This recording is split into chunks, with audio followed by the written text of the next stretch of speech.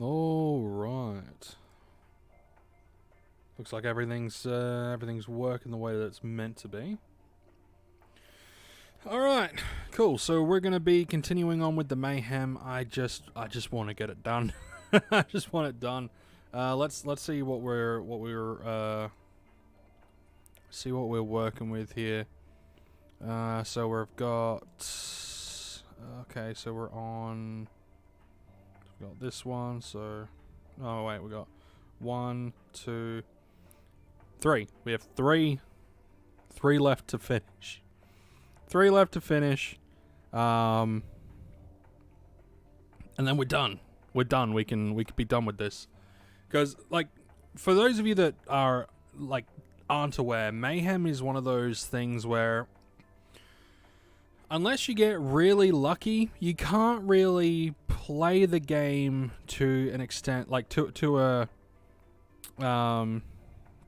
the same way you would with, like, non-Mayhem stuff, right? So, with Mayhem, you're putting money in the hope that you just win stuff, and that's it. That's it. You're putting money in with the hope that you win stuff. Playing the game normally, it's not like that at all. You can, there are a lot of things that you do during a hunt or whatever to help offset costs and things like that. So, and there's markup. There's a lot more loot markup stuff. I mean, yeah, if I wanted to, I could sell the boxes that I got.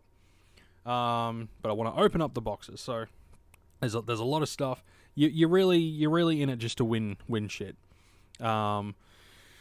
Which, that's why I'm in it, and to also get some of the more cosmetic items and things like that. In my case, I want the mask. But it looks like we're gonna potentially be in a good running to finish this. We don't want the one. To finish this within, I don't know, a few days, I reckon. Well, not a few days, a few evenings. And that's kind of the plan, to just sort of finish everything in the next few evenings. That way, come Monday, Tuesday, I can kind of go back to just business as usual, because, Mayhem is interesting. Mayhem is an interesting one, guys and girls. But from the looks of things, it looks like we're all good, set, and ready to go, which is always a good thing. We're all good, set, ready, raring to go, so we are going to chew down a couple of them pills. Chew down a couple of pills, and then we're going to just sort of go ham, like we did last time, and just kind of just blast the shit out of them with corrosives, and hopefully that works out just fine. I mean, it usually does, just melting them. But yeah, I'm still trying to figure out what I'm going to be doing post Mayhem. Ooh, a box straight off the bat. What's all this junk? What is all this? What is all this? It's from a separate hunt. I'm just gonna throw all this down here so I don't get confuzzled. Yeah, there we go. Just so I don't get confuzzled. Because as you guys know, I am prone to being confuzzled. Confuzzled and questioning, why the fuck do I have this, and all that random shit. But I'm thinking about going to Cyrene. I've got a couple of what would you call them? I guess blueprints, or is this? Yeah, I got a couple of weapon blueprints. Is it this one? Could be, or it could be Enkedaya. It might be. Yeah, so I've got this right, and this is probably the most simplest fucking thing that I could probably do. 10 caseonite ingot and 5 jagged teeth, right? So 5 jagged teeth I can get from these weird horsey boys. And of course the caseonite ingot I can just mine up. So this one will probably be the more simpler one for me to do. But apparently there's also like a noob. There's a little nooblet mission where you got to kill like 15,000 of these noob-like mobs. Hey, 16.75. We might see a global this one. We might actually see a global. I doubt it, but you never know. But yeah, there's quite a lot. There's also a lot of unlimited weapon opportunities on Siren. So, I did say Siren, yes? Yeah, I'm thinking about going to Siren after I've finished all the Mayhem stuff. Then after I've finished a few select videos that I'm going to be doing on next island. Yeah,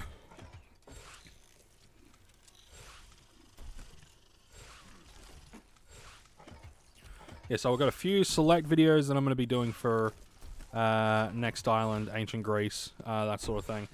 And then I'm going to be heading to, yeah, more than likely Cyrene. I thought about going to Entropia, but Cyrene seems like a better spot. There's just a couple of things there that will be a lot better for me with my playstyle and some of the things that I want to do. It'll make certain things a hell of a lot easier, a hell of a lot simpler. And, you know, some good shit might come of it. But, yeah, there's a number of things that I want to get and do, which will take me quite a substantial amount of time to actually do. Don't get me wrong, it will take me a lengthy time to do some of the things that I want to do. However, I think it's important. I think it will be important to sort of the growth of my avatar, potentially. The avatar's potential growth, and just to sort of build up the supplies a little bit.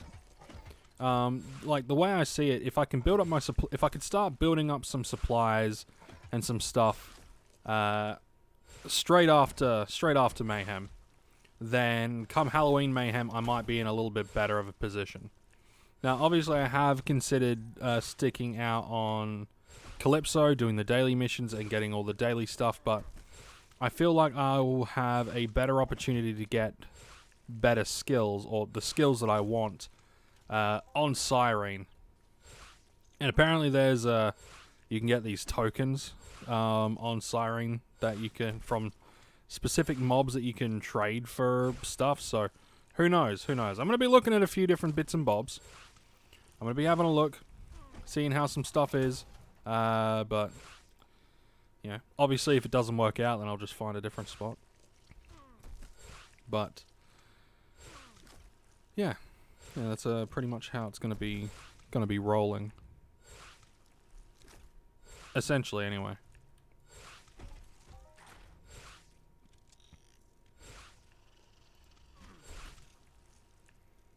But I hope anyone that's watching this now or watches in the future, I hope you're all having a good day. Hope you're all doing good, enjoying yourselves and all that good stuff.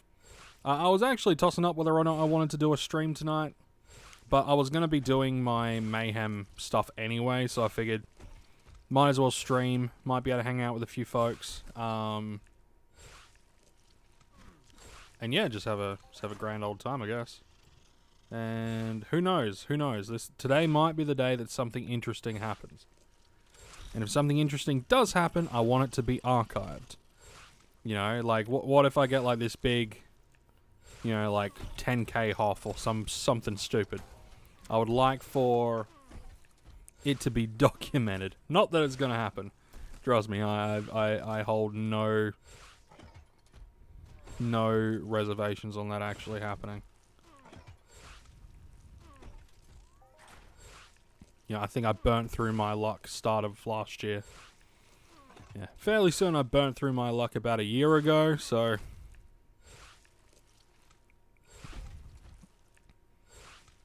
So now I'm just kind of, hoping to at least maintain for now anyway.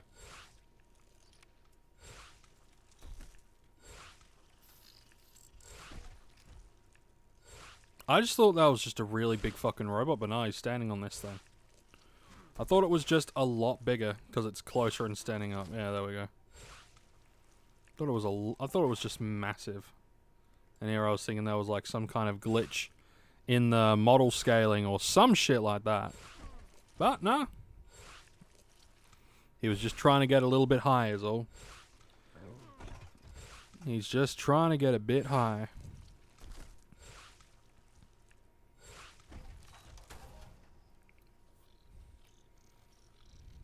Yeah, man.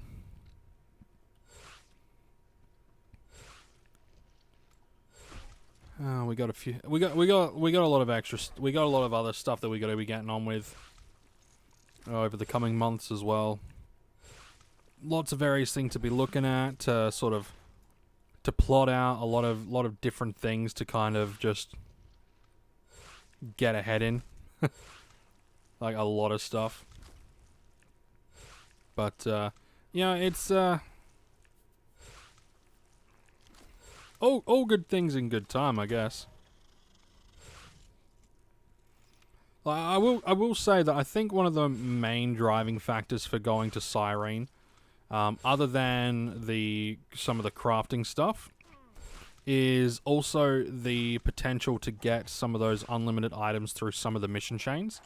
Like, I know that you can get I know the Zora HK is like bullshit expensive to kind of do, like that kind of mission to go through and do, but it's all a sort of over time kind of thing. You slowly chip away at it, you do it and you do it and you do it, and because things get progressively more difficult, you're kind of growing as a player and your avatar is growing sort of over time. And there's a few other things. I think there's a couple of clubs as well. A couple of unlimited clubs that look pretty cool. I think there's also like a fishing spear. Like there's a few little bits and bobs that I wouldn't mind getting my hand on, but I'd rather earn it than just outright buy it. I know that probably sounds kind of dumb, but there's just a few little bits and bobs that I just wouldn't mind achieving. Achieving's probably a good one, right? So, like, Entropia is all about achieving different things, right? Whether it's achieving specific levels, achieving a specific monthly ped flow, achieving, acquiring different items and things like that, or finishing a specific mission chain and those sorts of things. Like, it's all about achieving certain things, and I think if I was to get like a Zora HK or something like that, or actually anything, it could be the most shittiest fucking thing under the sun, but anything, I would love to work for it and get it in that sort of fashion, which probably a lot of people probably don't understand. And it's funny, it's the same old thing. I like to learn things for myself. I like to go about doing things myself. I don't like people, like, if I fuck up once, I really dislike people turning around, like, especially friends. I really hate people then turning around and it's like, oh, okay, this is how you're meant to do it. And it's like, bitch, I failed once. Let me figure it out. Or, always wanting to help when the help isn't actually asked for. I always think you should only ever offer help if someone asks for help. Offering information that could be of assistance is one thing. But offering to help, I think unless it's actually sought after, it shouldn't really be... It should be offered as sort of a, hey, if you need a hand, let me know sort of thing. But as a, oh, come on, I'll show you how to do it, or I'll show you what you're doing wrong. I don't know, it just feels icky. There's just something about it just feels icky, Makes me less inclined to actually want to do what they say, because you know, then it's like, okay, am I doing it for me, or am I doing it this way because that's what they said to do, and I'm just following, you know, not actually learning and experiencing, but it's more like I'm following a guide sort of thing. You know, and I mean, it's fine. You know, with something like Entropia Universe, knowing what you're going to get into is one thing, right? But because the game itself is all about experiences, everyone's experience doing the exact same thing will be drastically different. Like, you know, someone could, like someone doing Mayhem, right? You're going to have someone who's going to be, like, down in the pits when it comes to their ped card by the end of it. Then you're going to have someone who's gone above and beyond and, say, got a, let's look, any, like, low... Yeah, someone, you know, killed, an eviscerator, a cat 2 eviscerator, and got like 5.5k PED, right? That's like a 3 PED kill, not even. Well, yeah, we'll say 3 PED, why not? But you know, then they get like thousands back. Sounds like my son got taken out of the bath. He loves his baths, but he hates being taken out of the bath. Absolute water baby. Loves it, but absolutely detests being removed. He's probably getting dressed, which he also hates. Ah, poor little sod. Poor little bugger. Poor little bugger, but we're doing okay with these guys tonight. We're doing relatively fine on turnover, which is always good. You want a good turnover.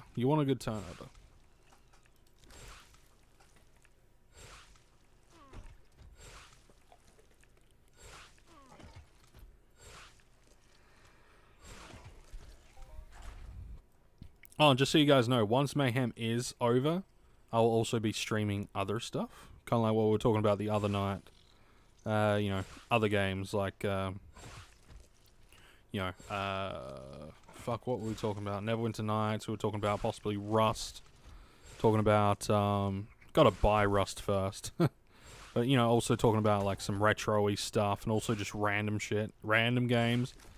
There's quite a lot of stuff. Quite a lot of random stuff I can do, but... yeah, there's, Lost Relics as well would be an interesting one. I know there's a guy that I've subscribed to, All NFT Gaming, who plays, who live streams a lot of Lost Relics. I mean, Lost Relics is cool. I'd like them to add in a little bit more to the combat. Like to put a little bit more effort into the combat, sort of thing. But yeah. 'Tis up to them. I'd like to see a little bit more, like, skill and a little bit more flash and all that sort of stuff, other than just left click, right click, left click, right click, you know? Have some extra progression, like character progression and things like that. That's what I'd like to see.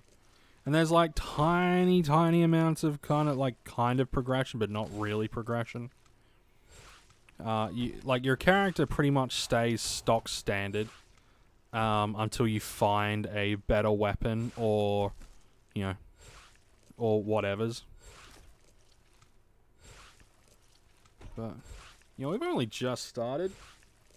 And we're already getting some, we only just started, but we're already getting some decent stuff with our hits.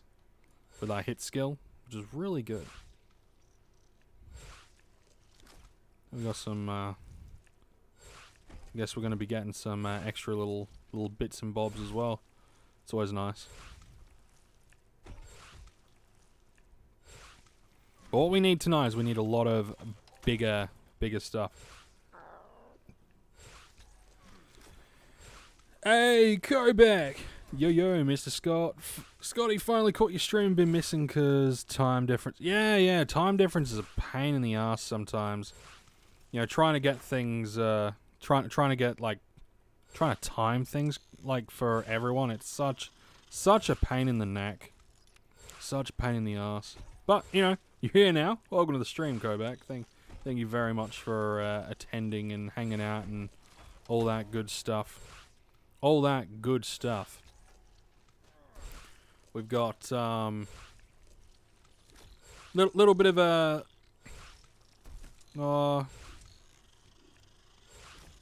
kind of average thing going on at the moment. We haven't really lost anything, but we haven't really gained anything.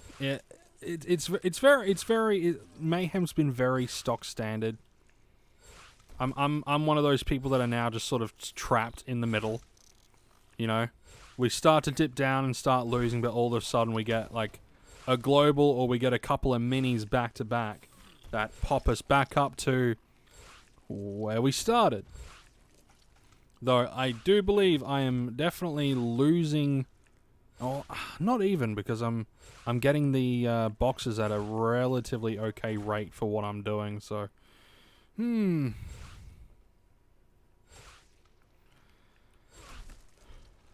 but I'm not going to be selling the boxes. That's the thing.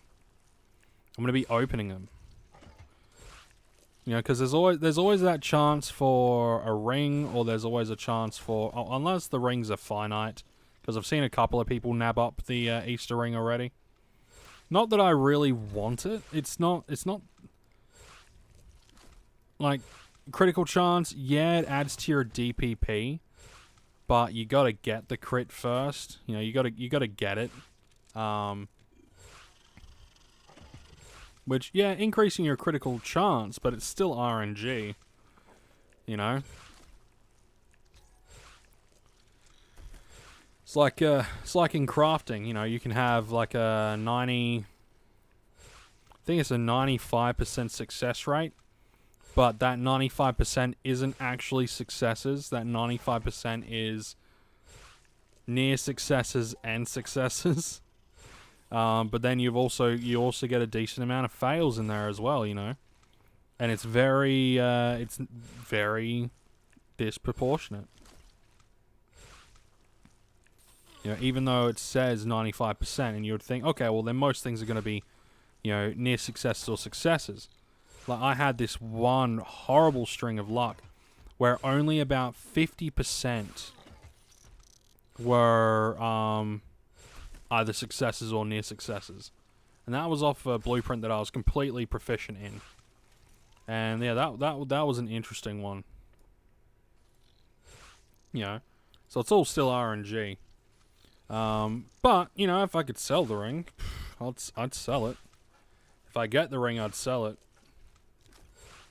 Reinvest that PED back in, you know. So answer for Strongbox. Strongbox key blueprint. Apparently it was an event, and only one was found. Don't quote me, but saw it in rookie chat today. Oh, okay. Cool. Yeah, it was one of those things where like, to me it was like this weird myth, like urban legend. Oh yeah, there's a blueprint for it. Oh really? Yeah. Do they sell the keys? Nah. Huh. Then, you know, it would just be like that random lucky person that gets it. And it's like, huh, cool. And, you know, if they're able to make the keys at a decent, like for a decently low price, then come this sort of stuff, it's basically money in the pocket.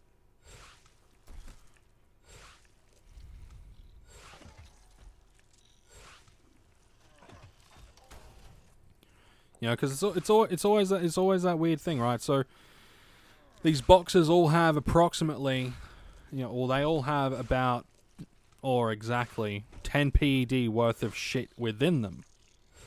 You know, but you need the keys to open them up. So, and I'm hoping that I get super lucky and I get not so much the ring. That's like myth legend kind of, probably not, more than likely not. But I'm hoping throughout the boxes I can get a few of the Mayhem amplifiers that I can then, you know, sell on, and things will be, you know, things will be sweet. I'm guessing limited and not for trade. Oh yeah, definitely limited, and yeah, wouldn't be for trade. Yo, I'm like, nah, you're fine, man. You're fine.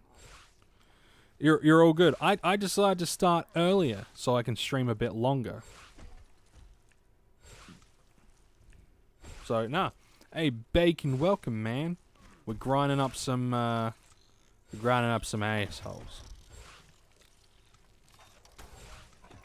33.26. That's not too bad. That's not too bad. Could be a lot better. Could be a damn sight worse, but it could be a lot better. I'm hoping we actually get a global or something today. I got one earlier on today. I got one this morning. Yeah, I got a global this morning. It was like a 54 PED, nothing too flash. But I got one this morning. But I'm like, man, why couldn't that happen like while I'm streaming? You know, why couldn't it happen then? But you know, you can't always get what you want. Could be a Hoff. You never know. I could be in like that weird position where I end up getting a nice Hoff, which will be good because I need the PED to repair my fucking armor. I need to repair my armor. You know, I just noticed these 6A plates don't do shit with these guys. Why the fuck do I still have them then? I should just sell them.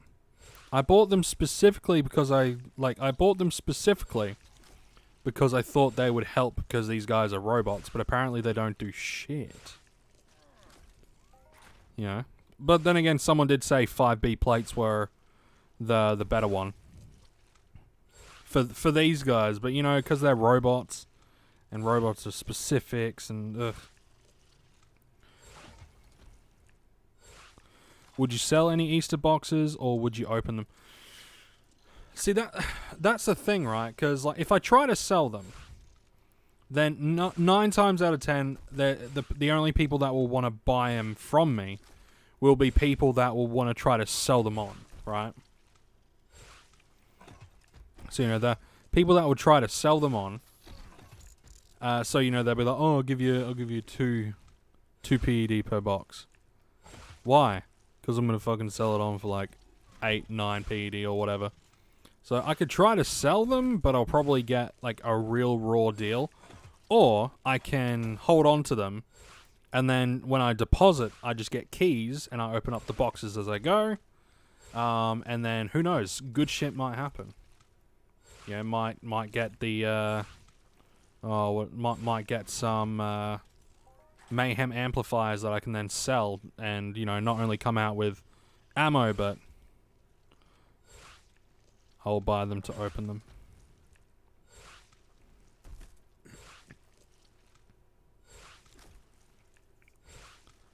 Yeah, but you need to buy keys and shit. Like, if I wasn't going to be buying keys, and I just wanted to offload them, I would 10 out of 10 sell them. But yeah, the thing is, it's finding a good price for them. You know, a good price that is sort of worth it. But I wonder about limited versus unlimited for Mayhem. Armor? Or plates? Or weapons?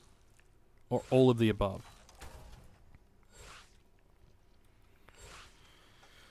If it's armor, if you have a set specifically for the Mayhems, it will last you forever. Like if you buy an actual suit of Mayhem armor and kind of like just go with the flow. Like if you buy a suit of limited Mayhem armor and keep it aside just for Mayhem, then that could work out.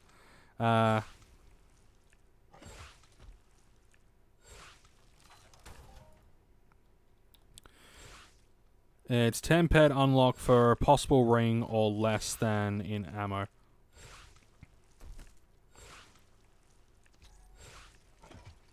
Less than in ammo?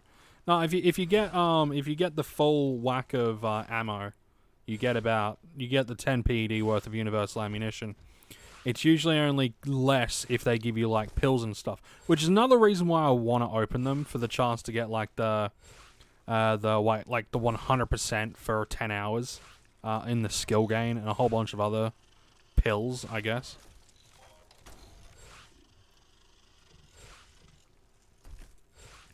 Yeah, so with the boxes, right, when you open them with the keys, you're going to get, so it's, with the key, it will be 10 PED to open per box, and then you get the chance of pills, or you'll get a blend of pills and ammo, or you'll get rings and stuff, or you'll get the the Mayhem amplifiers and shit like that.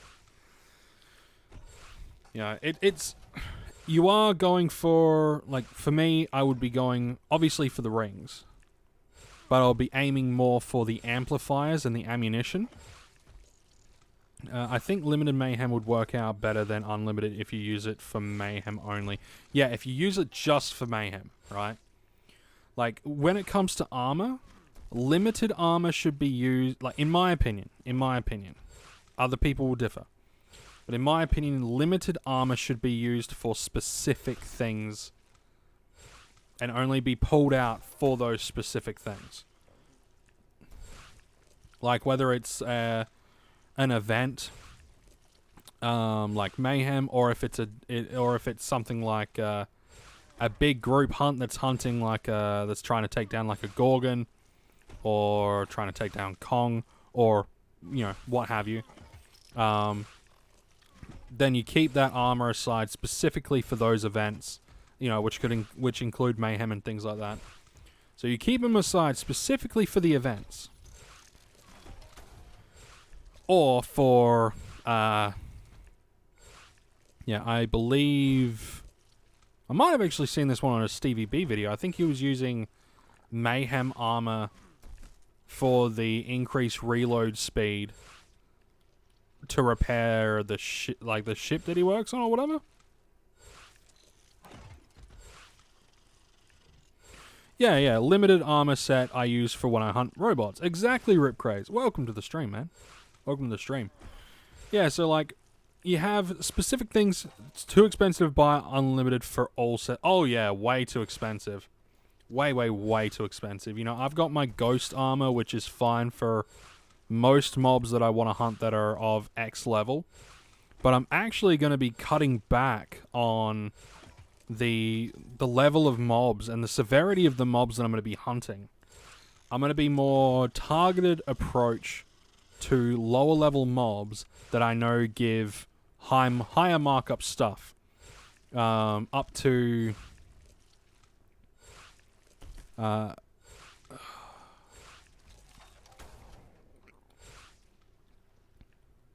at least for a little while.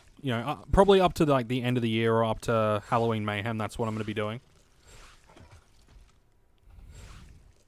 There's that warlock. There's that little fucker. Just kick the shit out of him. But yeah, I'm going to be 36.58. Nice. Come on, you big dickhead. But buy Mayhem well before Mayhem. Markup is crazy now for Mayhem, which makes it... Oh, yeah. You buy that shit well before Mayhem. If you're going to buy the Mayhem set. You could also... And markup on unlimited armor is... And markup on unlimited armor, does it outweigh limited... I think it depends. If you're getting an unlimited set of armor that has a lot of perks to it, like that has like, the increased dodge chances, the increased reload speed or crit or whatever, I think the markup on it is justifiable. But when it comes to the, I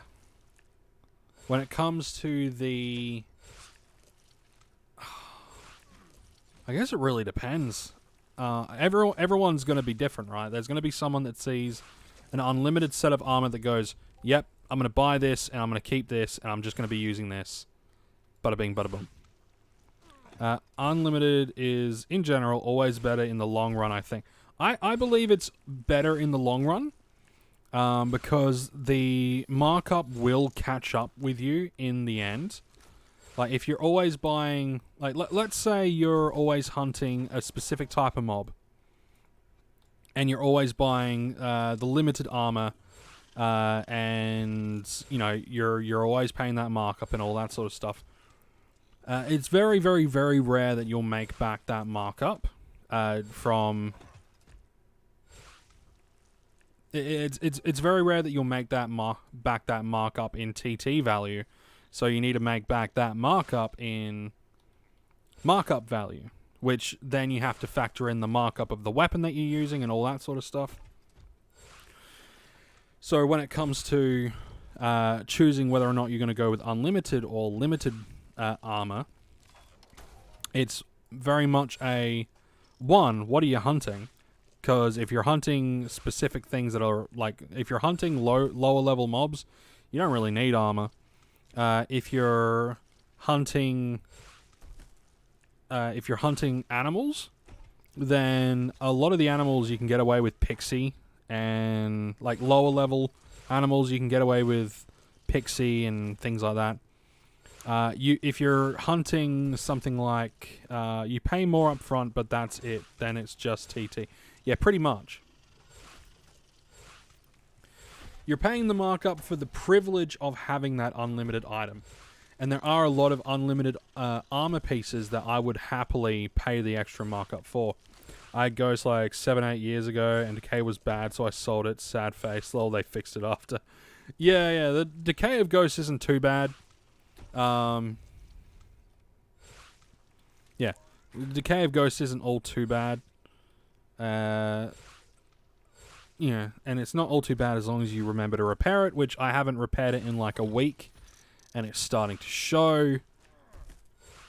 It's very much starting to show. But you know, it's fine. It's a whatever. It's fine. It's a whatever. You know, I don't need full TT armor. Well, I might, but you know. I'm fine. It's not a problem at all.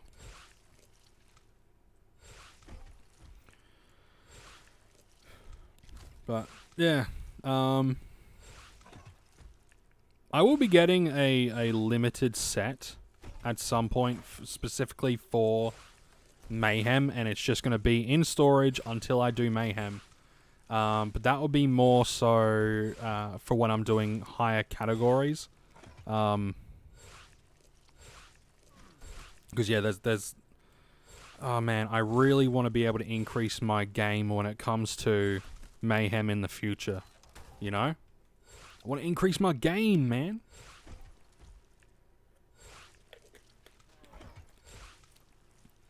That includes like buying and stashing keys in my storage until, you know, I'm able to actually fucking utilize them.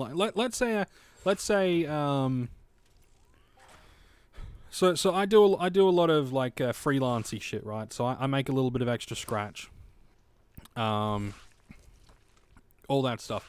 Let's say each week I'm able to put in like 50 USD into the game, you know, 500 PED worth of stuff. If 10 PED of that is keys, then come say, or, you know, if I was to wait until next Easter Mayhem, right, before I do any other Mayhem, then come that time, did anyone see the ring yet? I haven't seen if it's good or not. I would say, I don't know. It's debatable. The ring itself is like, I think it just gives plus, I think 5% critical hit chance. And I think that's it. I don't think it gives anything. It doesn't give anything else. It only gives one thing. But you know, if I was to stash away my keys until whatever Mayhem I do next, you know, then there's a fair chance that I'll have, you know, a good couple of hundred stashed and ready to go. to just fucking pop open boxes whenever I get them. So when I'm doing Mayhem, it doesn't feel like I'm losing as much because I'm popping open boxes all the fucking time. That, and I'll have a lot of ammunition by that point as well. A lot of rings have been OP, so I guess they're just balancing them out now. Yeah, pretty much. That's why I said if I get it, I'm just going to sell it, because it's not really... It's the extra 5%, it's not really worth anything to me. Just because I have in my head, this game is RNG based. That includes the whether or not you're going to get a critical, you know. And sure, I can increase my critical chance by 5%. But 5% is such a minute amount... Right, it's such a minute amount that it's almost, you know, it's almost laughable. It's almost laughable. Like, imagine getting a spin wheel, right? And it's got like one of the wheels that you spin, and it's got 20 things on there, right? Let's say my critical hit rate was base critical hit rate was 5%. Then I'll have 1 on there out of 20. And then if I get another 5%, I get 2 on there. But then there's still like 18 chance, like spinning it, I've got a 2 in 20 chance to actually do it. From what I understand, if the percent of armor is below, say, 50, then it's only 50 efficient, but that could be BS, never checked. No, like, I think with the armor... The lower it gets, the less it does. You know? So unlimited... Here's the difference between limited and unlimited armor. Limited armor will be good and stay the exact same defense until it's dead.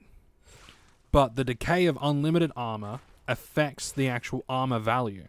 That's why I'm saying I was a bad boy for not actually fixing my ghost armor. I mean, I'm just doing it to hopefully... That one's nearly at 2. Actually, are they all there? No, that one's nearly there. That one's there. That one's there. Alright, I've only got 2 left to go before I buy a whole bunch of tiering components and tier these up to tier 2.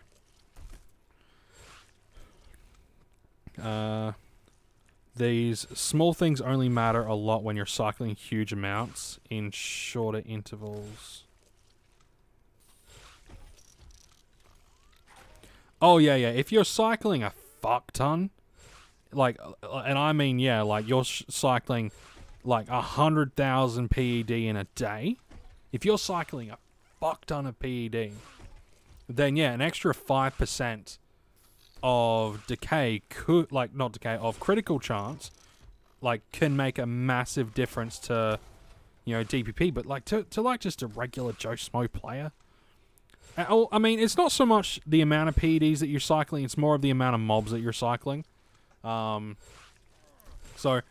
you know, you could cycle 100,000, like, 100,000 PED plus, right?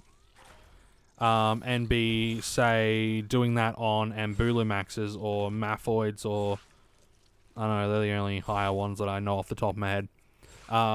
Or, you know, Longo or Primordial Longo, or Longtooth? Is that the one that migrates, that does the migration each year? Tries to find a new fuck ground? Yeah, I think that's Longtooth. You know, cycling through them, you're going to cycle through a lot less with 100k ped, as opposed to, you know, cycling through, I don't know, one I like the most. The one I like the most, which is little, the Exarasaurs. They're my favourite small mob. Yeah, for sure, there's a ton of variables involved. Oh yeah, man.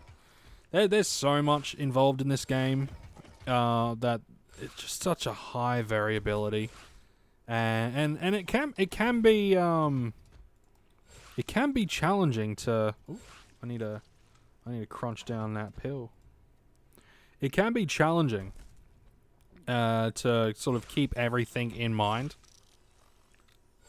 Sorry, slow type and chat lag. Hey, that's all good, man. It's not a problem, man. Not a problem at all.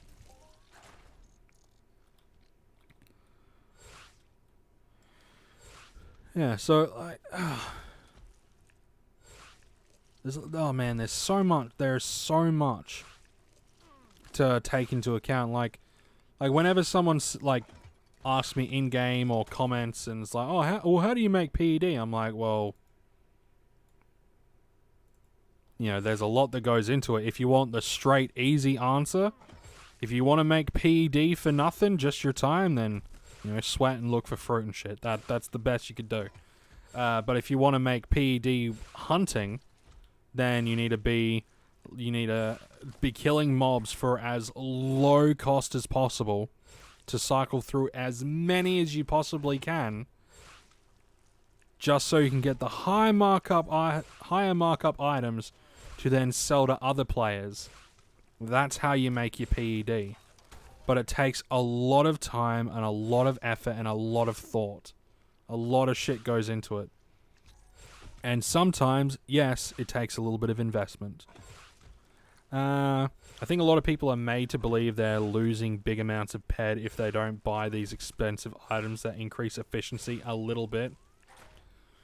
If you cycle, say, 500 PED a week, it won't really matter. Oh yeah, no, if you're cycling 500 PED a week, it won't matter in the slightest. What you want to, like, and I always, I like to, the way I think about it, right? Until I am spending thousands of PED a day, then I should just be putting my PED into deeds and shares. That should be the most expensive thing that I buy. Not big stuff.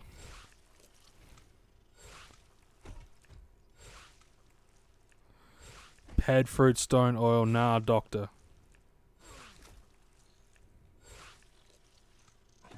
Ped, fruit, stone, oil, nah, doctor.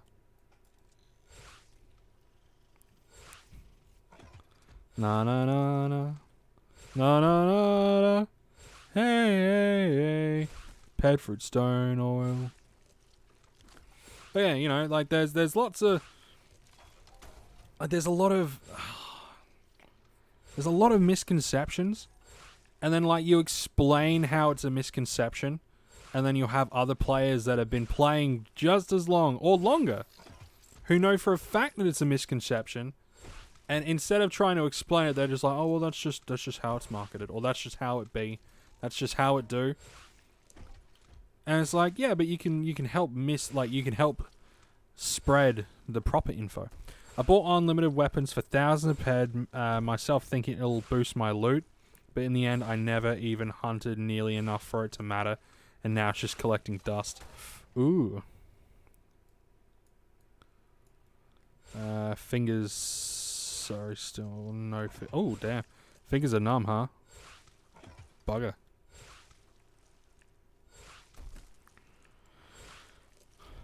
Oh, fingers are dumb. Fingers are dumb. That's fine, man. That's fine.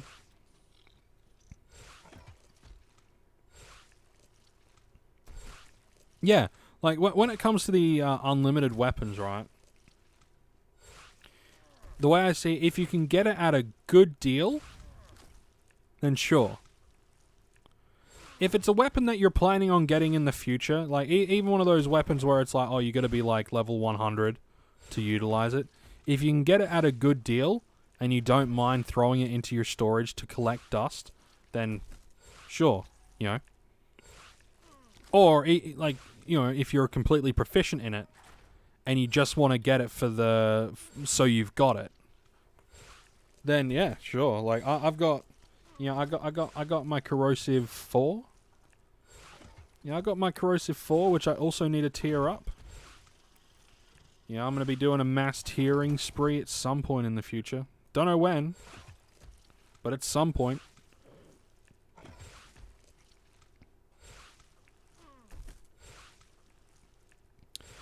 Unlimited items do have good value for trading as well to make profit if you get it at a good price. Oh yeah, yeah. If you get it at a good price and you can sell it for decent. If you can sell it for decent, then it's always good. Yeah, profit is wherever you can make your profit. Make your profit. You know that's like rule 1. If you can make profit doing something, then shit, do it.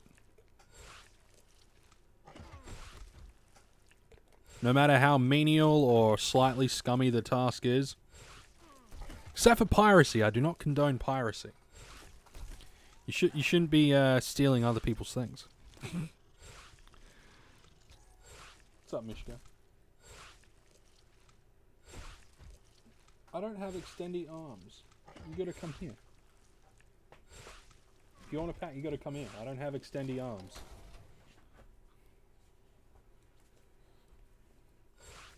Good girl. You are.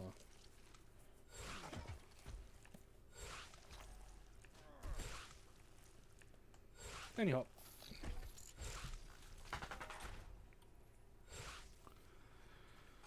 Alright, so we gotta get just under 400 points. We're hopefully gonna get that. Hopefully, anyway. Who knows? We might get lucky and they might like give us like 2,000 points and I'll just be fucking done tonight. Oh, cause what's the max one? Is it like 7,000? Yeah, it's 7,000. So you know, if they just give me 2,000 points, I could be fucking done. And then I could go off and do other things, other than Mayhem. Because, like, no offense to anyone that really, really, really likes Mayhem. I like Mayhem, but fuck is it boring. Mayhem is so dull, right? It is so dull. Like, some of them are good, right? I like Halloween. I really like Halloween, but Easter, it's just so boring. Not sure how long ago, but TT weapons were unlimited and now worth a lot more than TT. I have mostly Q-Tech. Q each. If I knew change, I'd be rich. Oh yeah. If I knew that, I think most people, if they knew it was going to change, you would have just bought up as many TT unlimited items as possible. You would have just thrown them into storage, and then fucking sold them and made a mint. You know. But no.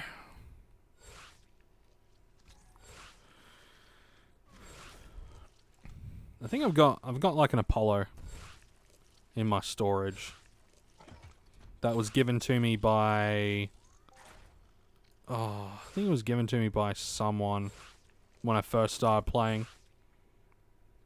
And that was like my go-to weapon. Yeah, that was my go-to weapon.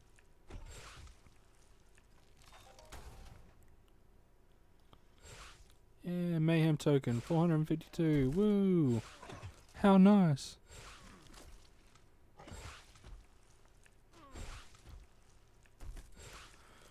But yeah, Mayhem. Oh man, it's just so dull.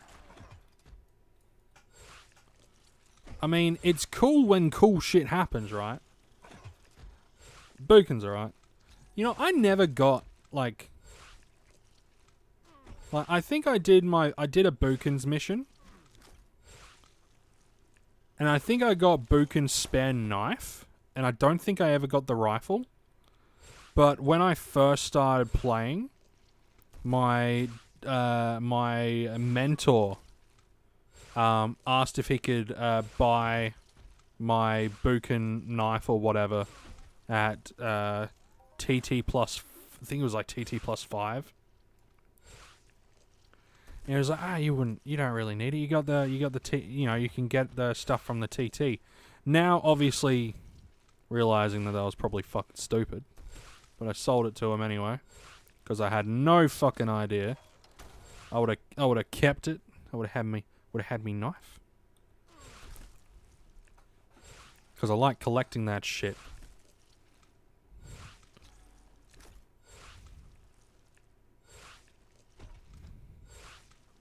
But yeah.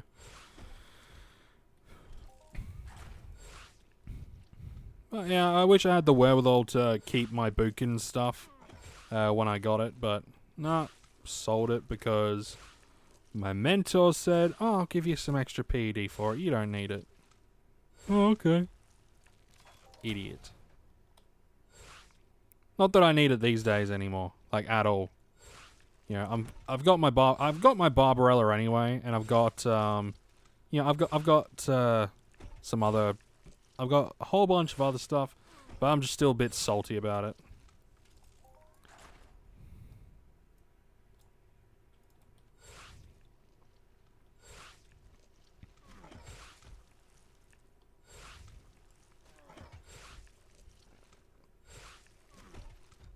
Oh yeah, and that's what I was going to look at as well. I was going to look at some Siren, like the Siren missions. Entropia wiki.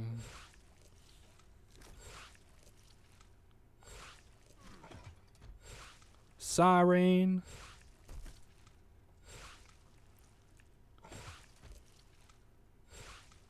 Where are they missions? There we are.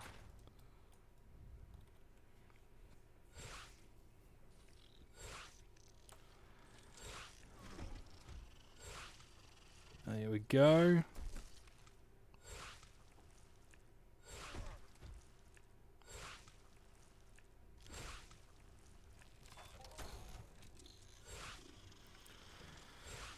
Oh, that's right. You get.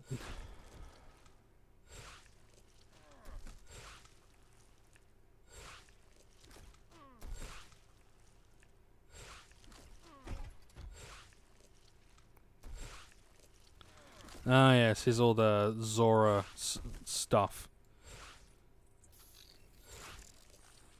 Listen to Zora's information, kill all that sort of shit. And at some point you get the fishing spear and you get the Zentech light rifle prototype. Then there's like a whole bunch of other shit. Whole lot of other shit that I'll figure out at some point in the future. But there's also stuff on, that fella probably missed the point of mentoring. Yeah. Yeah.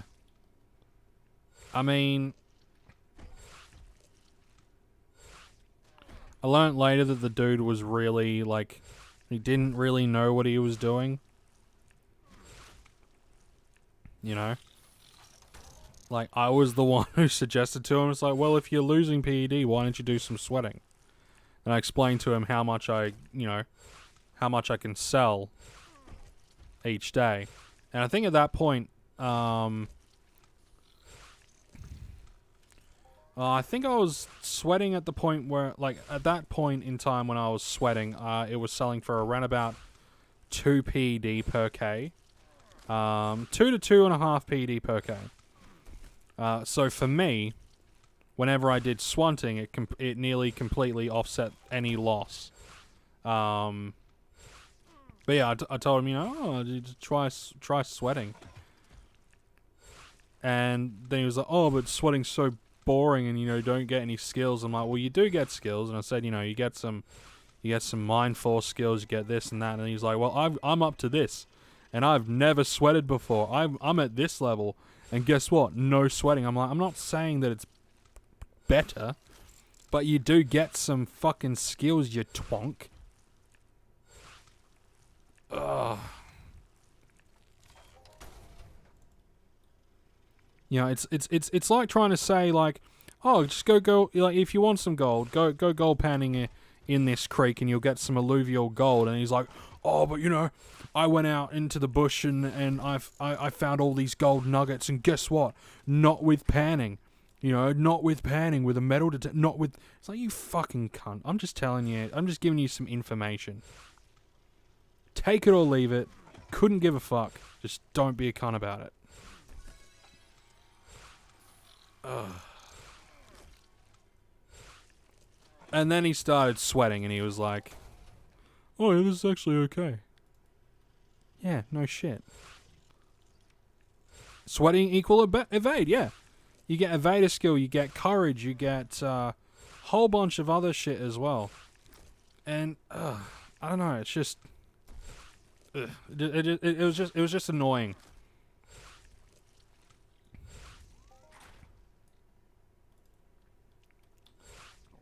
Oh, and what was the other thing he did? He lent a quality rating 1 explosive projectile blueprint, and he said, "Oh, if you want to get your disciple stuff done, just craft this as much as you can, and then just craft this as much as you can, and then once your mentoring stuff is over, give me the blueprint back." Me being an honest guy, I'm like, okay. Not realizing about the quality rating and all that sort of shit. I essentially boosted his quality rating, like this quality rating nothing blueprint up to pretty much 100 by the time I had finished. Oh. Yeah, I've got this thing where I see sweat as something else than what it is. If you swan exos, you get like 5 extra blazars from every kill. If you're hunting, might as well maximize. Yeah, pretty much. Pretty much, because like the exos are in value. Yeah, in value. I know what you meant. 50 health. I know what you meant. You know, you get the equivalent of it. And yeah, it works out quite well. So yeah, you might as well maximize it if you can. I think I did the math, and if you were to sweat them dry, and you were to get if you were to sweat them dry, and you're, you know, all eco and all that sort of shit, you're using the right stuff, you're spending just enough to kill the mob, you know, then I think across it you get about a third of what you put in. Like, you get a third back in potential sellable loot.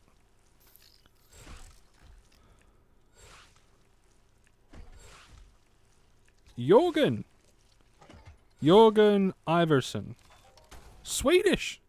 Welcome, mate. Welcome to the channel. Welcome to the stream. Hope you enjoy. Just doing some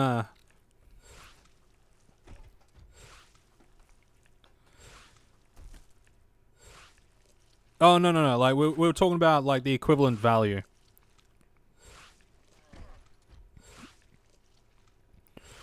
So like for every 10 for every 10 things of sweat, you can sell it for like 1 point whatever PEC, right? One Blazar fragment has an equivalent sellability, like an equivalent user value. So for every 10 things of sweat, you know, it equals about one Blazar and peck. You don't get 5 Blazar every kill because, oh man, if you got 5 Blazar for every kill, then the price would have just fucking there would be no price. It would just go. It would just plummet. It would just go.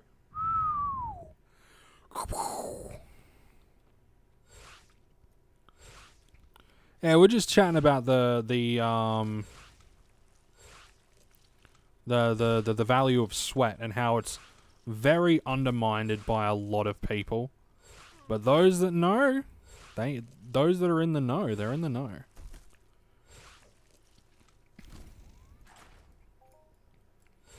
Reaching minimum condition? Ooh, it really is reaching minimum condition. And it's gone. There we go, we'll switch over to that one, and we'll start burning them away.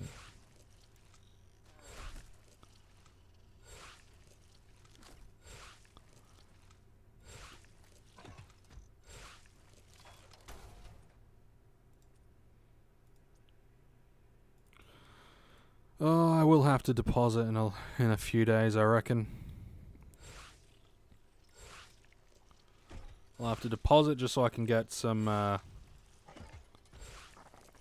Just some more shit to finish off the Mayhem stuff.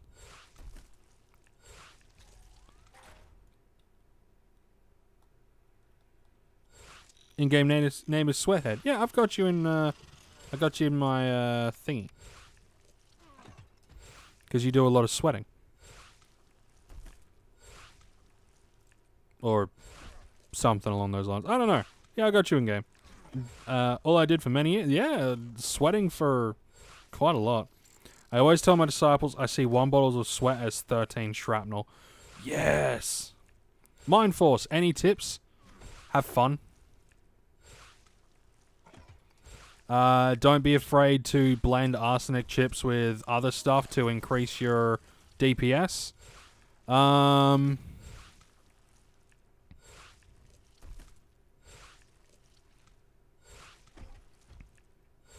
Yeah, that's pretty much it. Yeah, just have fun. Just have fun.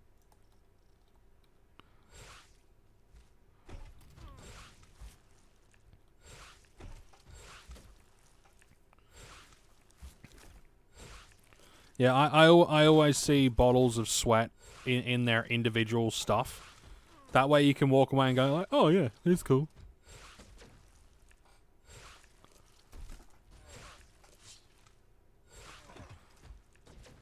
Mind Force, any tips? Install it.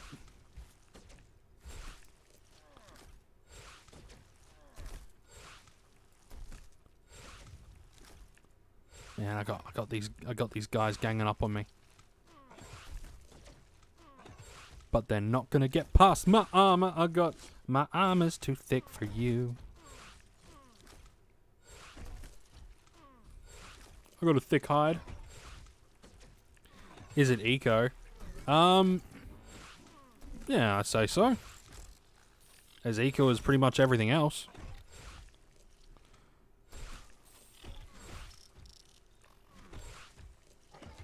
Mind Force requires a bit more than a gun and ammo. Yeah, a little bit more than a gun and ammo, but the decay is less.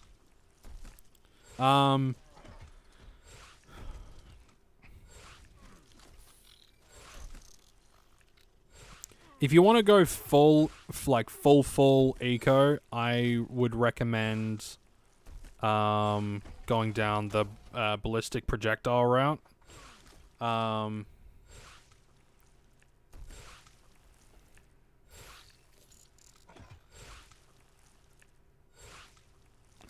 Also, a tip for anyone ever visiting Siren: if you have an implant installed and you enter the hub, the chip will get removed from you, so you need to buy an additional inserter.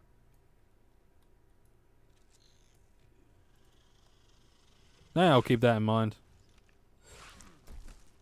Yeah, I'll keep that one in mind. Yeah, I think,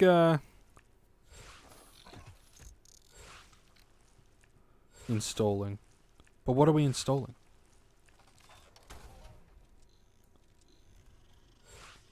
Tips on installing Mind Force stuff? Well, I mean, if it's... I mean, I like Mind Force... The stuff is very low markup for the chips. And you can get unlimited chips that are, like, relatively good for a really reasonable price. What else? Make sure whatever chips you're using are... The fuck am I? Make sure whatever chip you're using is...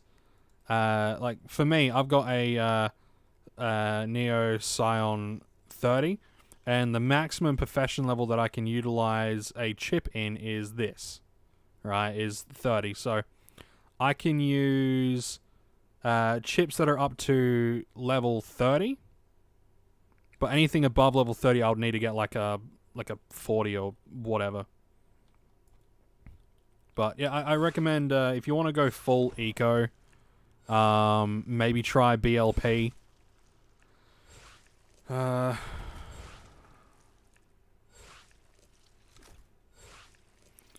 it, you need an item in here. Yeah, you need this one. You need the Mind Force implant. So you pop this into this. So you pop the implant into this, then you equip this, and you jab it into your brain cranicle, and then you're able to use chips.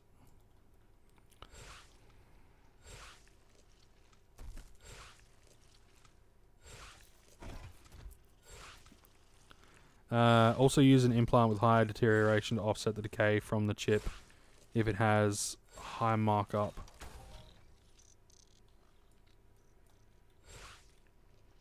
Yes. Yes.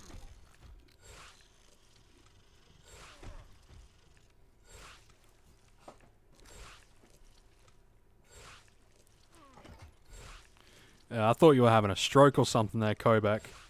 You're on? You're right. No, I'm stroking out. Stroking out. Oh, man. Don't worry, Mishra, I'm not having a stroke. Yet. But yeah, like, no, just give it a shot. But you know, it's always good to kind of blend stuff as well. Like, you know, if I was to go like full exclusively Mind Force, then I would really be aiming my sights at some of the very expensive stuff.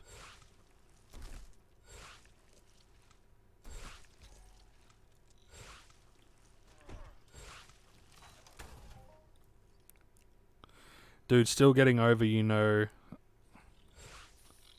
I think.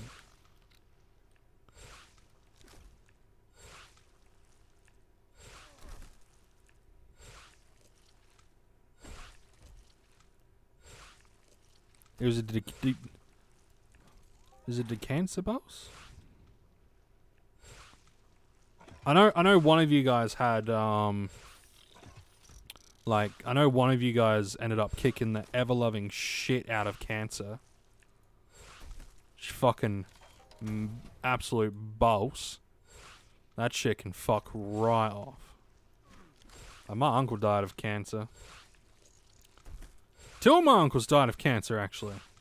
One got cancer in his lymph nodes, and the other one just had cancer everywhere. So it was a fucking horrible shit. But yeah, still getting over stuff. Yeah. So it's not like you're stroking out.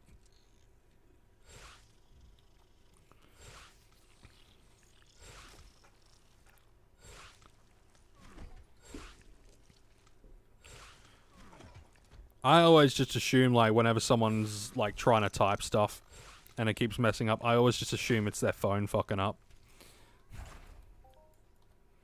It's like, have you ever gone to type something, but it just keeps auto-correcting to the wrong thing over and over and over and over and over again? Or you're trying to spell something. You spell it, and then it doesn't work, and then you try spelling it again, it doesn't work, and then you just keep try spelling it, and you end up spelling like oh, what was the one that I saw? Some guy tried to spell asthma, and he gave up and is just like breathant. Which is probably the best way of saying asthma. Breathant.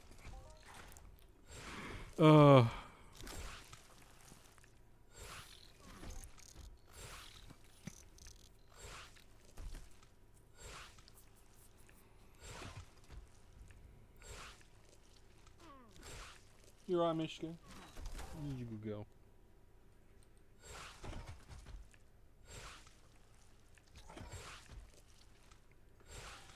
Yes.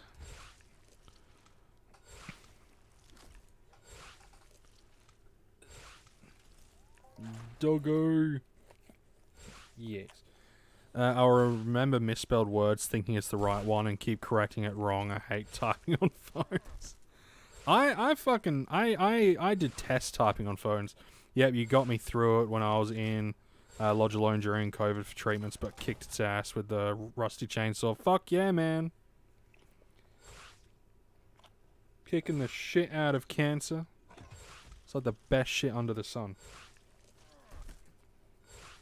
You know? Like, you have a lot of people, like, talk about, like, their small, like, pathetic world problems. You know, like, their pathetic first world problems. Like, I couldn't get out today to get a latte. Oh.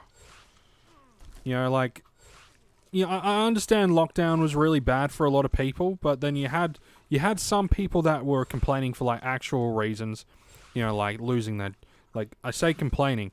Fucking distraught for, like, you know, being forced out of work, losing their jobs, losing their livelihoods, being forced away from their family and things like that. Then occasionally you see the ones that complain that they couldn't get their like, a coffee delivered. And how it's like being in a third world sort of thing. And in my mind, I'm just like, you entitled fuckwit. And then I think about people like you that, like, kick the shit out of cancer during all that stuff. I'm like, you know, there are people out there that are actually struggling with serious fucking shit.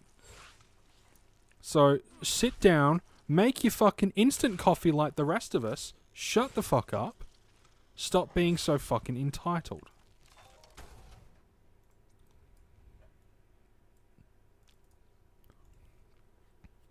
Different damage on different mobs, same chip, like level 15 Pfeffoid and level 15 Aatrox. Different damage on different mobs, same chip.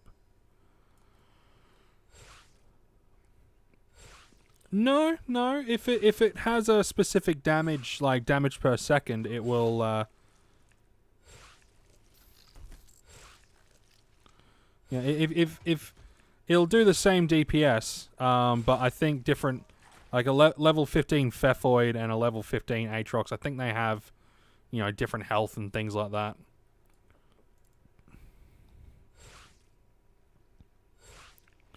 I couldn't go to the store yesterday because I didn't want to get out of the snow. Big struggles over here. Yeah. Oh man, there are so many of us that, like, just take what we have for granted so much. I don't think mobs have armor against attack types should do... Yeah, it does the same damage to all mobs. Same damage, just different mobs of the same level will have different health. I'm in Cat 1, bro. What up, Julian McBain? Everyone, go and subscribe to Julian McBain. Go and click on him. Go to his channel. Subscribe to him. I want to see him at, like, over 1,000 by the end of the year. Do it. Just go and, like, spam sub on him.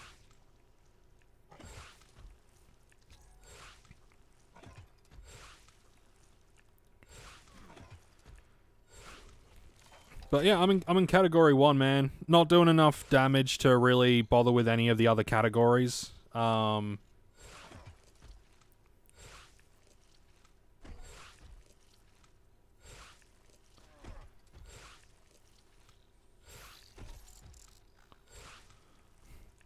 no problem, man.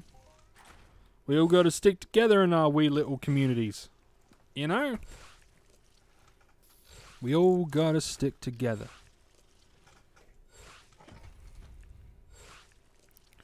But yeah, just in category 1. Hey, we actually got a global on stream for a fucking change. Little 55p deer. Very nice. Very nice. Ah.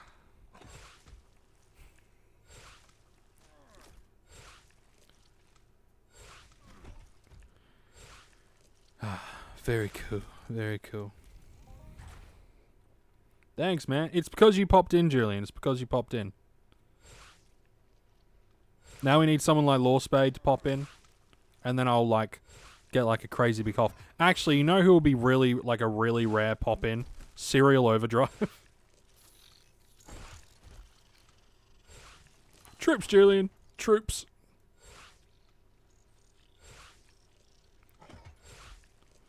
You all have been part of a lot of our Entropia learning curves. Thanks for all your content over the years. Hey, it's not a problem, man. Like,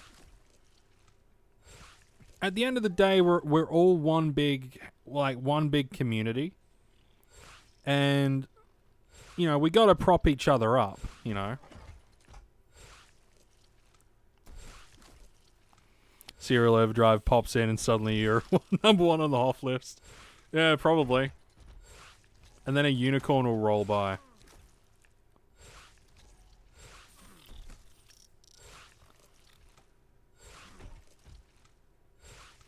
Oh man.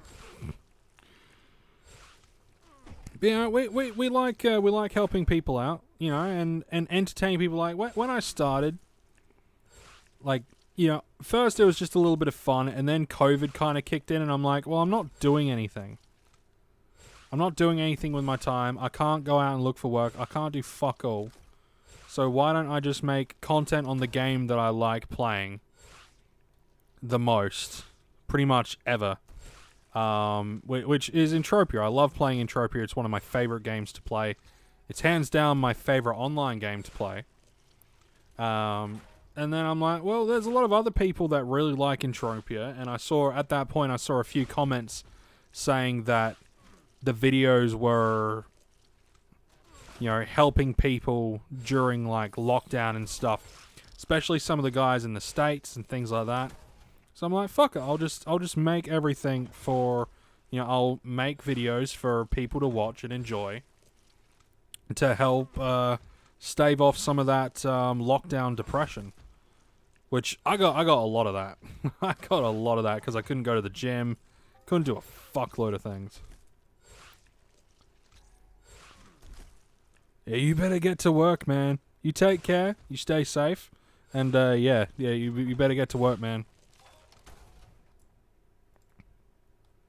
The boss's orders. Oh, you discovered Siring thanks to Jillian. Sweet. I discovered where some of the higher level burryclids were, thanks to Julian McBain. You know.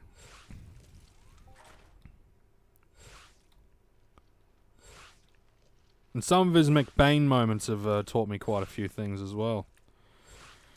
Yeah, a lot of philosophical stuff, a lot of concepts that you kind of got to sit back and ponder and go, okay. Very Jordan Peterson-esque. Going to bed. Thanks, Scott. Glad I caught you. And hey, you have a good sleep, Kovac. You have a good sleep. Phil, you know, hopefully your typing gets better. I kid. Have a good sleep, man, and I hope you have a good day tomorrow. I might be streaming again tomorrow. I've no idea. I might not be, because I've got a lot of other work to be... I got a lot of other work to be getting on with as well. That was another 15p deer. Very nice. We're getting some good stuff at the momento. Getting some good shit. But yeah, you have a good one, Kovac. We will be taking a break in a few, guys. You're making me blush. I didn't realize I've been that impactful.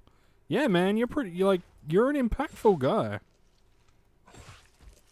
You know, you have a lot of wisdom, but you don't have that whole, you know, I am the arbiter. I am, you know, you don't have a god complex. You know, you don't have the whole, I am right, you are wrong, you are peasant, I am king. You don't have that kind of mentality. So listening to you, you know, it's almost like, you know, someone is just sharing advice that you either that you will either take or not take. And you have that sort of feeling of, you know, no matter what I say, it's still up to you at the end of the day, which is a really nice thing to have, you know.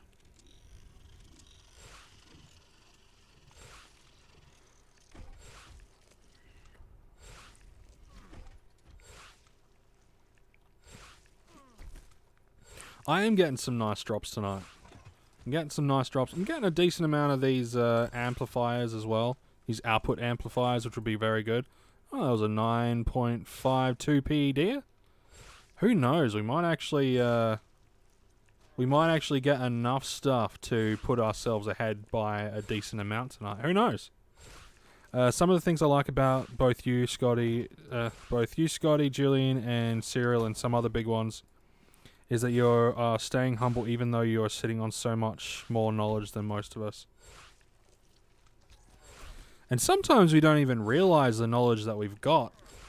You know, like there are so many times where I've stumbled upon something, or I've learnt something, or just passively gained that knowledge, and I thought that was something that a lot of other people kind of already knew.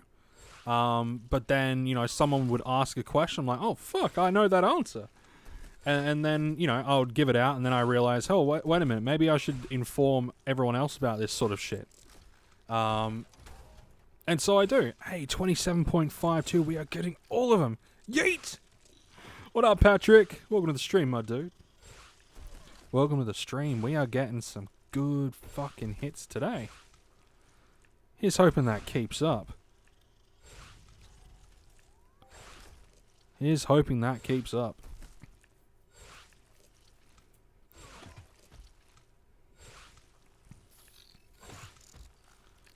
Hiya, Patrick. How you doing? What's up, my friend?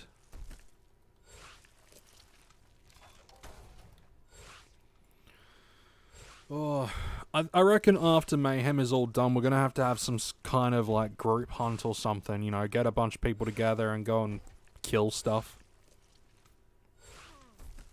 I'll have to organize it. Maybe on, like, a Saturday. Saturday for me. I guess it'll be Friday for you guys over in Yankee Doodle Dandy Town.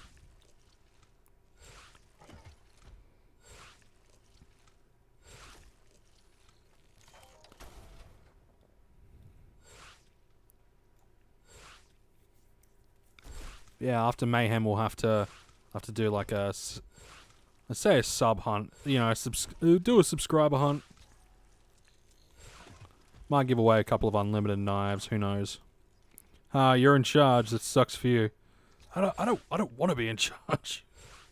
I don't want to be in charge.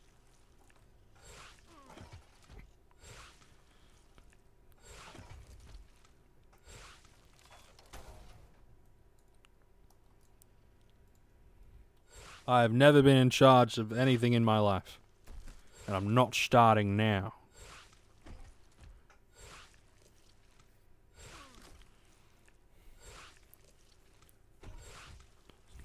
No one ever does. Nah. Actually, I don't mind being in charge. You know? Someone's got to, like, lead... Someone's got to, like, lead the what do you call them? Humans? Peasants?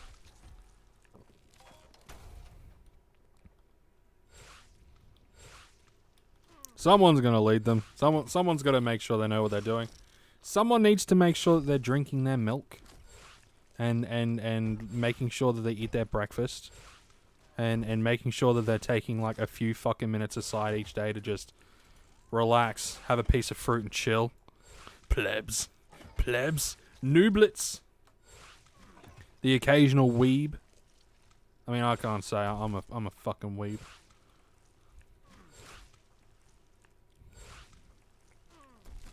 Actually, I'm not the cringy sort of weeb. I just really like anime.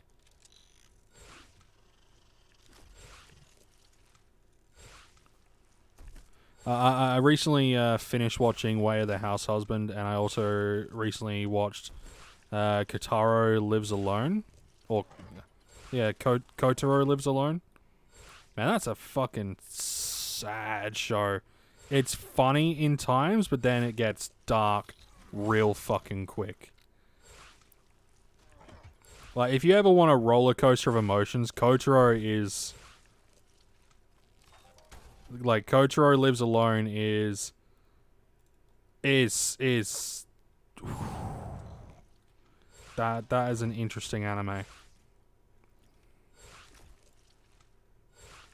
I think we're all weebs, but not the bad type. Yeah, we're all weebs, just not the bad sort. We're the sort of weebs that just really enjoy anime. We're not the fucking weebs that are like kitted out doing jutsus on a train and shit.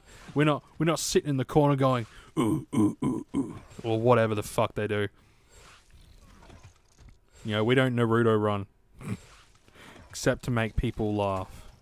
Then we might. Have you seen how a realist king built the kingdom? No. No, I haven't. Is that an anime? How a realist king rebuilt the kingdom. No, I haven't. Lily Catcop, welcome to the stream. How you doing? Yeah, we're getting a whole bunch of folks popping into the stream today.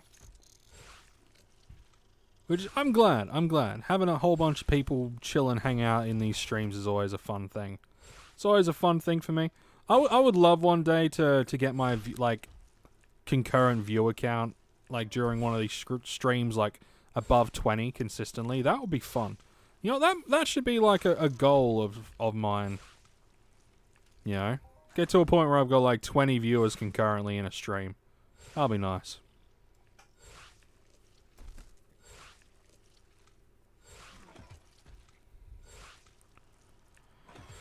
It's good anime. I've watched all of the episodes up until now and started on the light novels. It's a good if unorthodox series.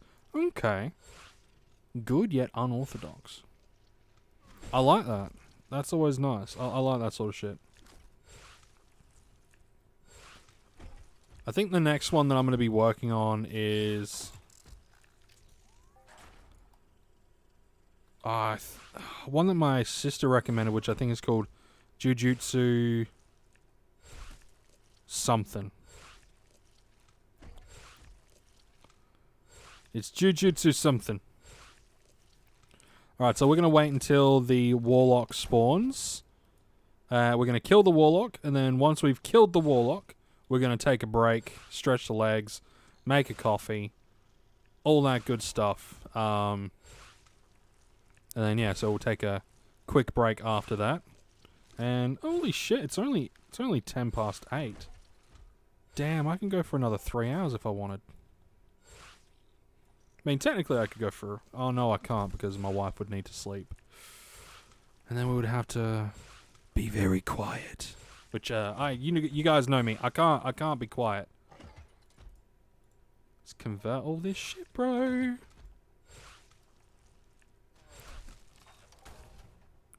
So we're up by like 80 PD in ammunition, which is cool. I like that. It's always good. Now we just got to get even more stuff. We need points, man. Like I said, like, Mayhem is boring. I want points so I can just get my fucking mask, and then I can leave and do other things. Like killing other mobs.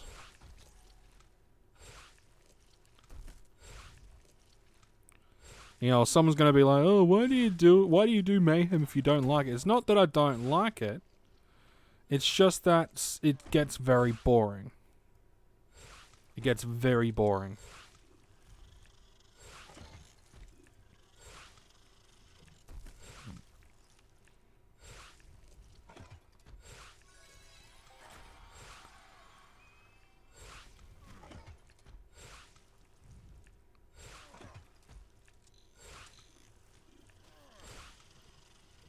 But, you know, it's one of those things where, like, other people might find it not boring.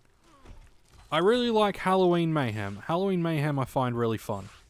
Yeah, I really like Halloween Mayhem. Have you seen Boku no Pico? No, I have not seen Boku no Pico. I have heard of Boku no Pico,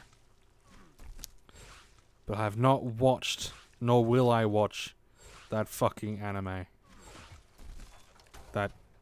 no. Jesus.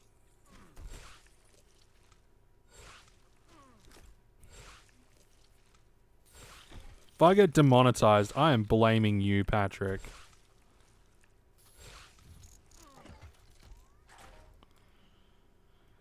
Ugh. I like Easter Mayhem because it lets me catch up my reclaiming skill, but I'm with you. Halloween Mayhem is the best. Yeah, Halloween Mayhem's awesome. Oh, it's bad. Yeah, you know. I don't recommend anyone Google Boku no Pico. I've heard what it's about, and unless you want to be on a list, don't.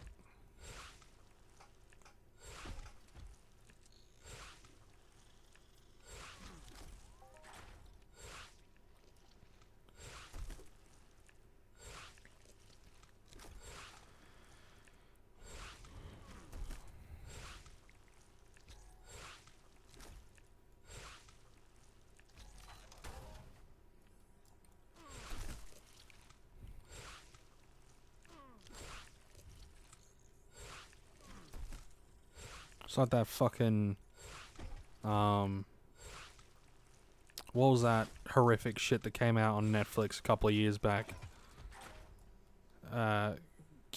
Cuties, I think it was.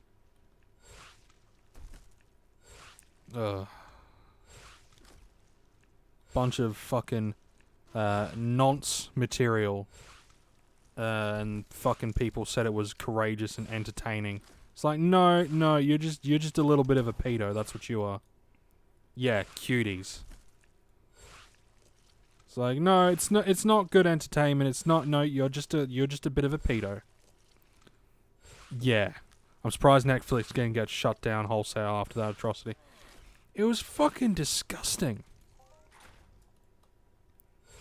Like, absolutely disgusting.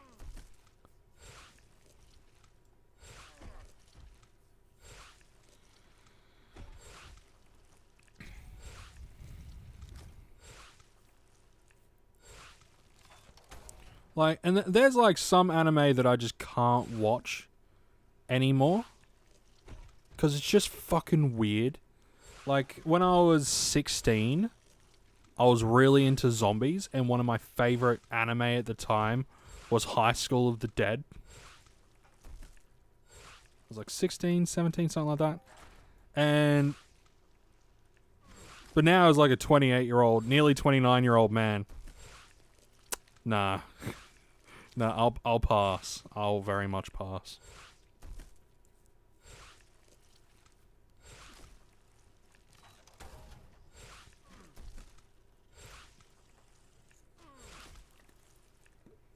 Would have been fine if it wasn't for all the unnecessary upskirt shots.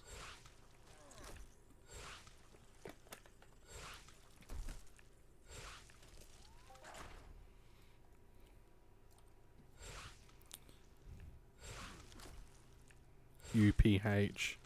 No idea what UPH is.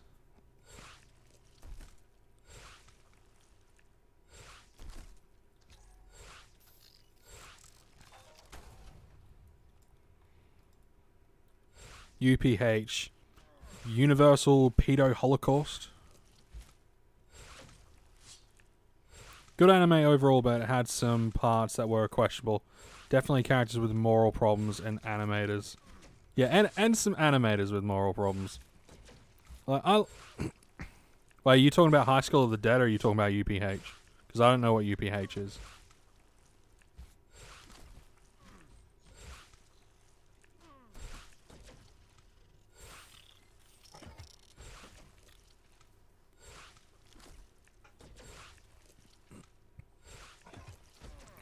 So after we kill this guy and this guy... Oh, I need a coffee.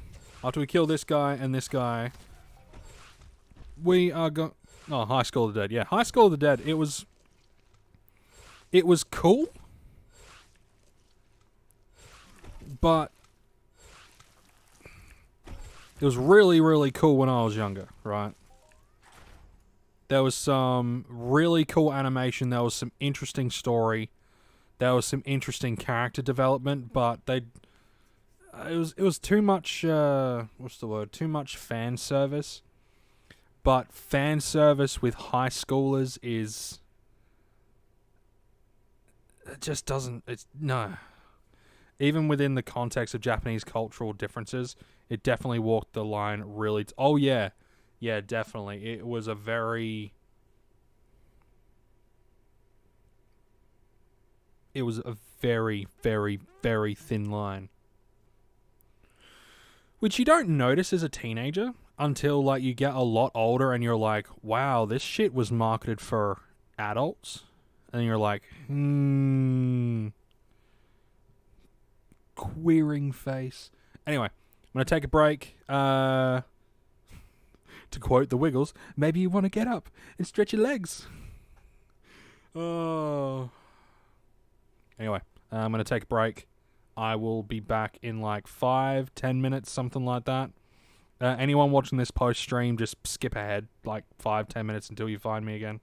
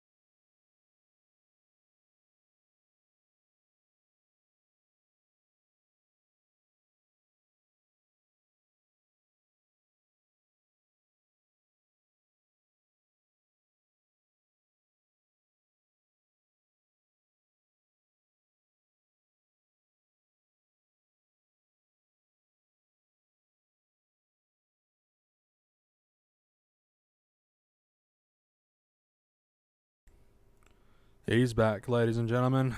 He is back. Back again. Dun, dun. Scotty's back. For the win. Okay, and we're gonna fuck off back this way. We're gonna keep killing some fuckers. Nearly up to 100 strong boxes. Nearly 100 strong boxes, so I just need to get 100 keys, which is going to cost me like $100. Well, technically it's going to cost me like 130 due to difference between USD and AUD. Difference between the Oost and the Oud.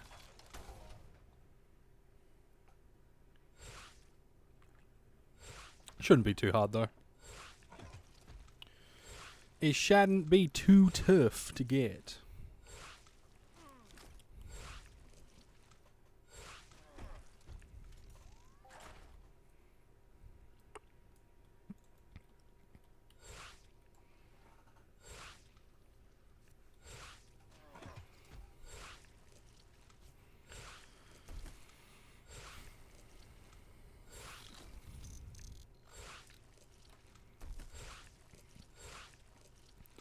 Alright. So we've got just under 300 to 300 points left until we go into the next one. Which is good. Because then once we do this one, it means I've only got 2 left.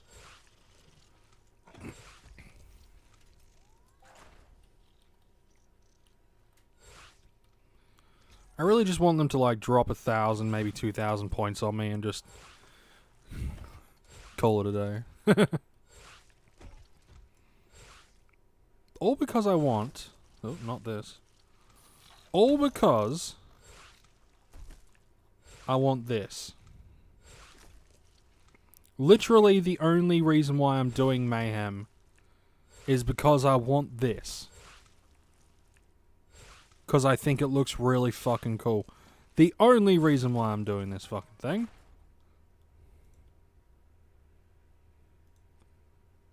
I could have just waited and got it for like 30%. Like 30 ped markup.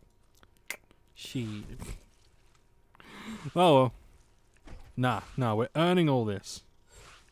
Strength and skill and vim and vigor.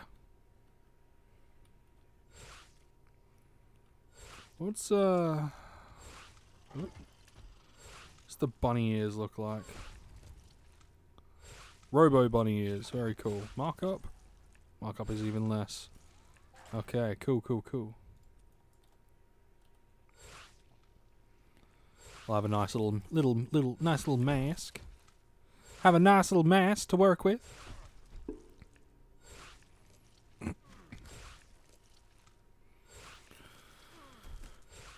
All right.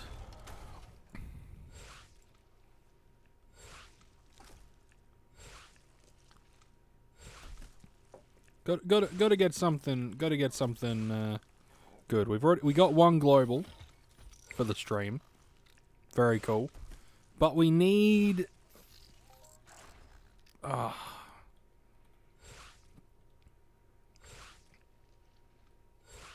First day of Mayhem was really good. First day of Mayhem was really good. Got a few globals. One of those globals was like 250 PED. Really good shit, right? But it's just all been downhill from there.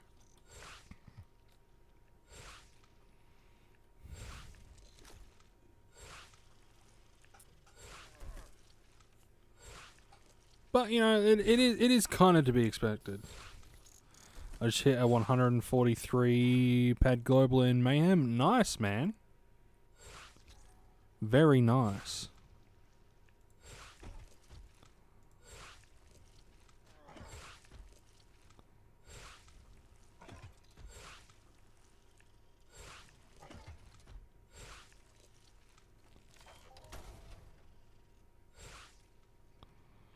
Probably a little bit back. That's right. But very nice, man. Very nice.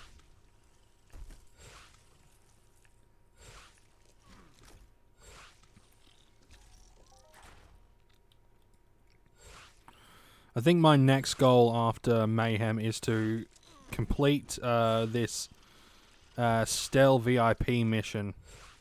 Everything is simple except this fucking mining one. I'm going to be using so many amps. I'm going to be going around all over the place just to get this shit. It's going to be an absolute fucking nightmare.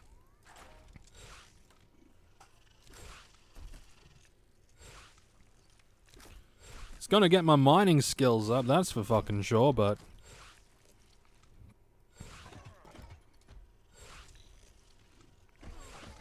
you know, it's all good.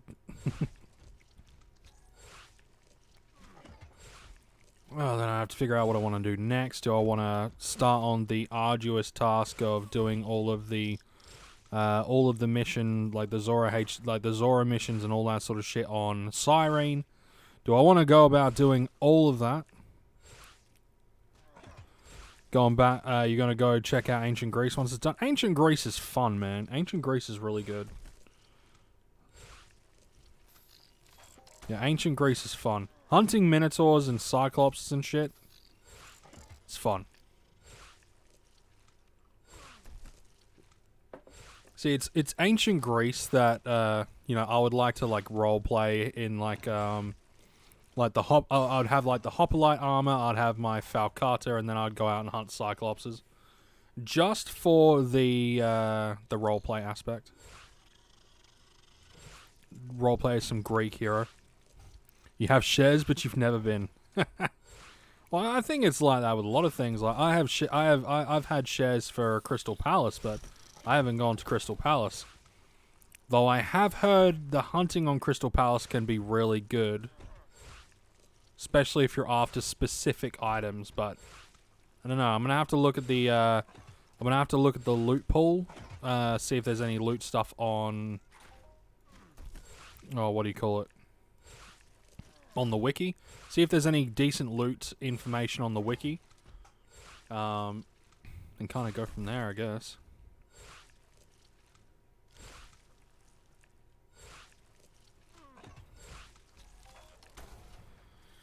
But I do know on Next Island, from what I saw in one of Stevie B's video, that the boars on Next Island drop unlimited armor plates or something along those lines. So I'm gonna be sussing that out as well, seeing if they're worth the effort to grind and then sell for a markup, maybe. Just to see. They probably won't be, if I'm 100% honest. If they're easy to get, then they probably won't be selling as well, but, you know, you never know. You never know. Yeah, one of his more recent ones when he was, you know, he's doing the recognition, like, creator recognition thing. And that's the thing. I don't know if I'm going to do the creator recognition thing for Next Island. The armor set would be cool, but there's only so many videos I can make before it becomes repetitive. And I mean, I could do a lot of mining runs on Next Island. I could do a lot of hunting runs on Next Island. And I can use that as my creator reward thing, but I don't know.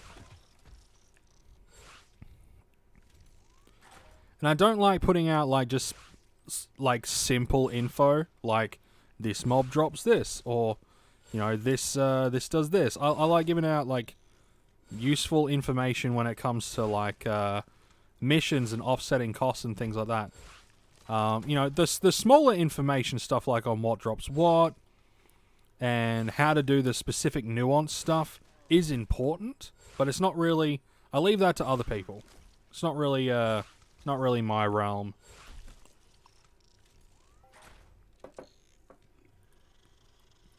But, you know. So there's not a whole lot, like, other than, like I said, either live streaming and doing Next Island live streams. You know, there's not a whole hell of a lot to really do.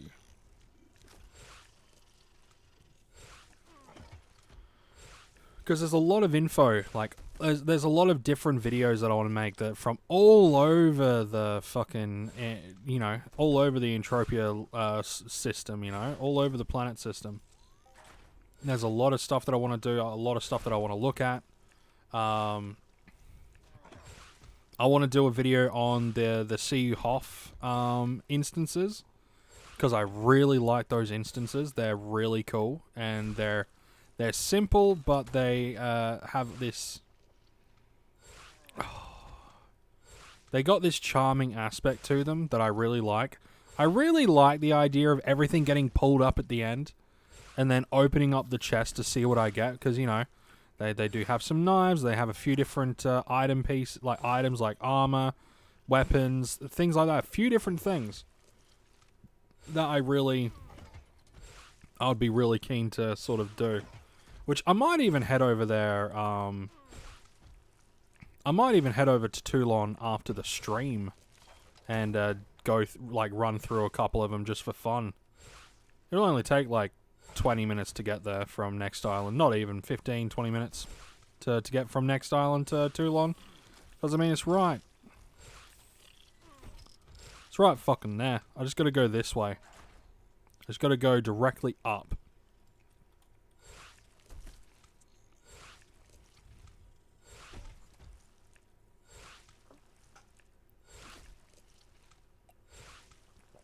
Yeah, Toulon. Yeah, it's this planet right here. It's... See if we can actually... Toulan. Toulon. I've got there a lot of areas I've not been to. Yeah, there's quite a few really good ones. Yeah. Quite a few cool ones. I wouldn't mind.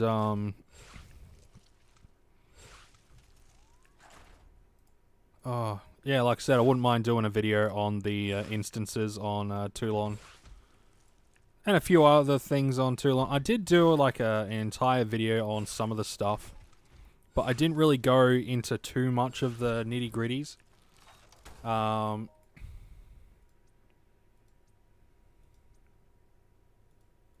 What am I doing? Ah, pill. Consume?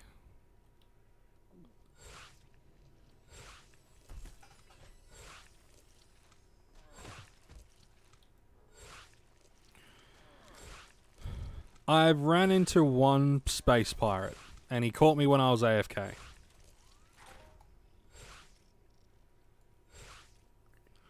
But it was a learning experience, because I learnt on that day that about half of the pills that I had were lootable, and he ended up looting a whole bunch of pills that I wasn't fucking using anyway.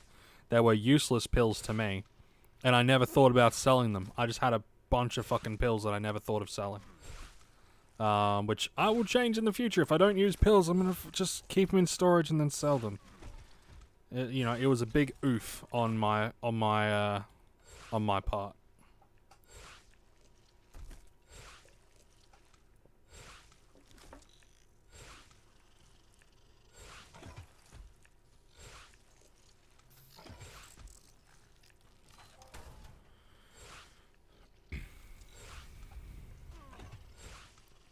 You use smuggler routes to avoid pirates.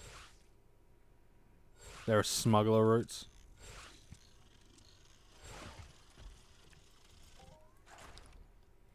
I just fly and hope for the best. I just don't take shit with me. Like, now I don't even take pills. I'm guessing pirates are not a big thing. Not really, not anymore. A lot of the time, people either just take a warp, or they just won't take shit into space with them. And if you're a pirate, it costs, you know, it costs a decent amount to shoot someone down. And if you get nothing out of it, then it's, well, you know, it's a loss. I'm sure there are a few people that are still hardcore pirates, but I don't tend to run into them as much. Like I said, I've run into one, and I've flown through space hundreds of times.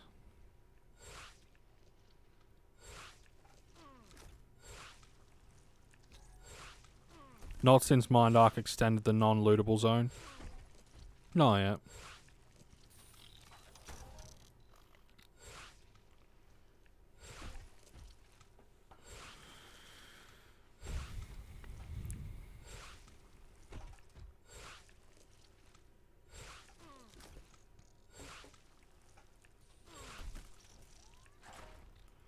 Yeah, because that's an interesting one, because you got to get them in lootable areas.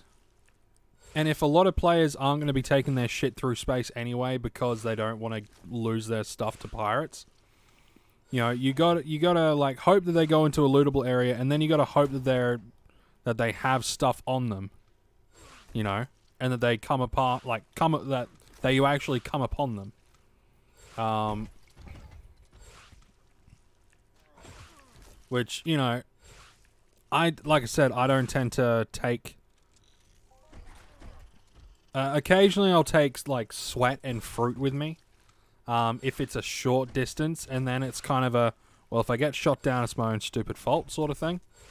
But usually, if I'm on a planet for quite a while, I'll either try to sell all my stuff on that planet, like to traders or people that are going onto motherships or whatever.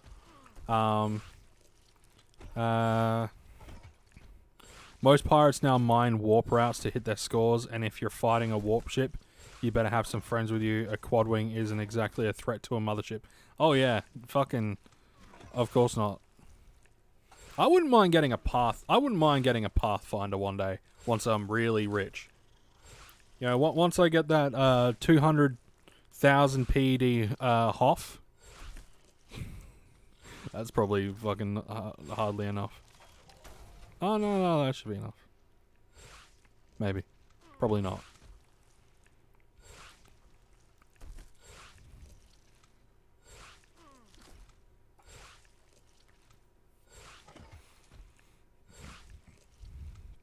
No, I wouldn't mind all the crypto hits it big.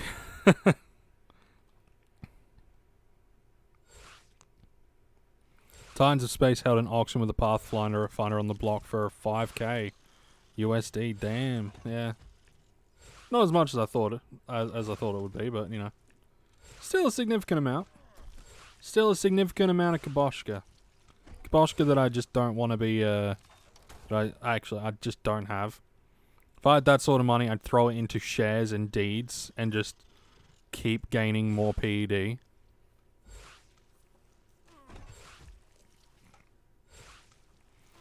Build up the PEDs. Build up the monies.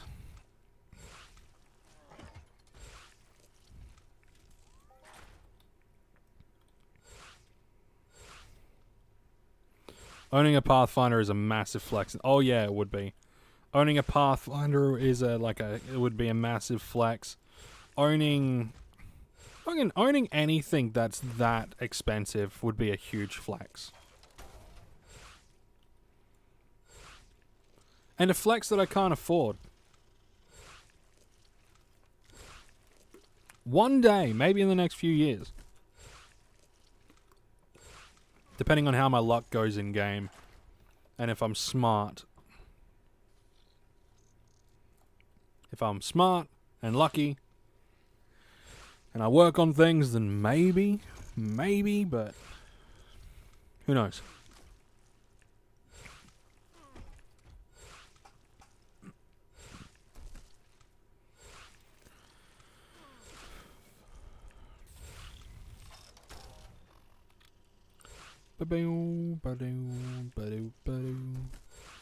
Only 250 left, and then we'll have 2 left. Oh god. Oh, we'll get the bunny ears on this one. Very cool.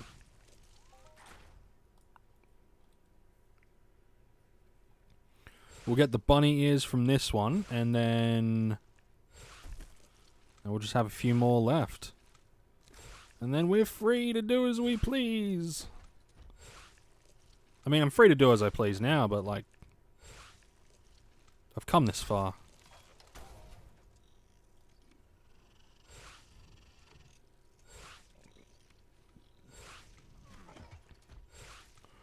Yeah, if I had the PED, I would have just gotten a big laser gun with amp on it and pew pew everything. I say big laser gun, like an LR40. Yeah, LR40 with something on it. Just big, you know, big kapew kapew sort of thing.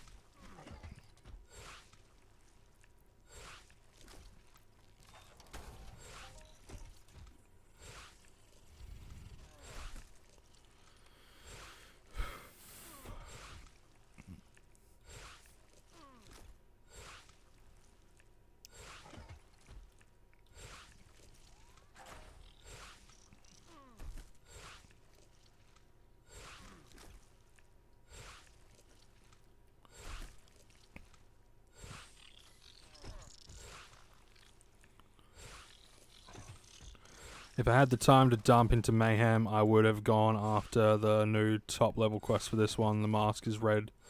The mask in red was badass. Yeah? I really like the mask in bronze. See, Regolite, the Regolite one, it's okay. But I prefer the look of the bronze one. It's got this like almost like evil Aztec feel to it. Like with the coloration and stuff.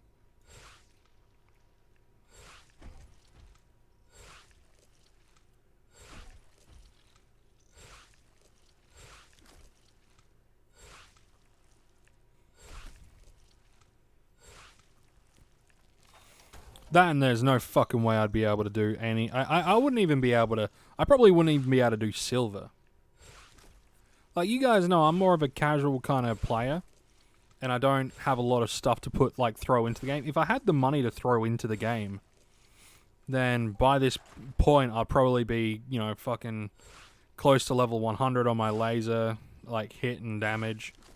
You know, because I'd just be buying all of the ones that I'm in learning for. To get the skill boost, and I get the skill boost pills, and I'll get all that sort of shit. And I just chuck everything into just power leveling up stuff. You know, but...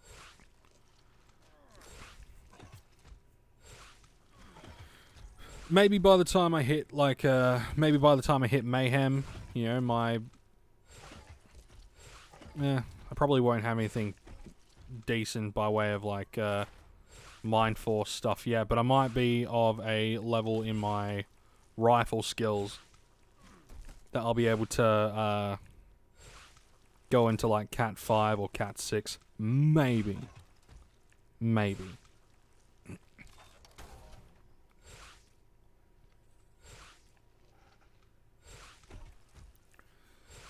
And if I've got the PD, obviously I'll fucking blast through whatever one I feel comfortable blasting through.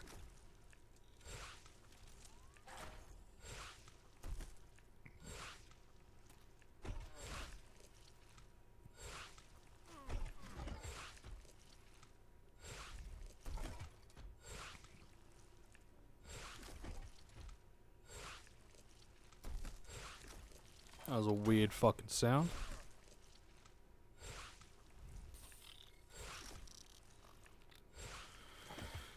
Very weird fucking sound.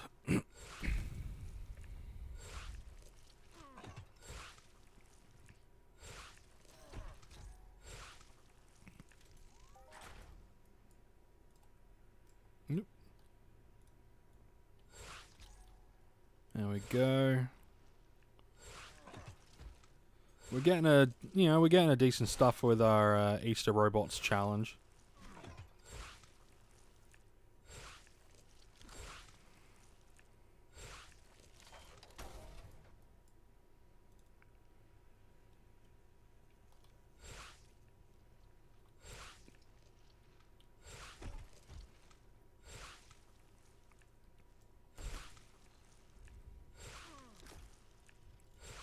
And our pyro damage is going up, which is good. I gotta get the pyro hit up to 31, and then I can use the corrosive 8. I think corrosive attack nanochip 8. I'll need to get a one that can do into the 30s. I'll need to upgrade my implant, but I actually need to find an implant upgrade.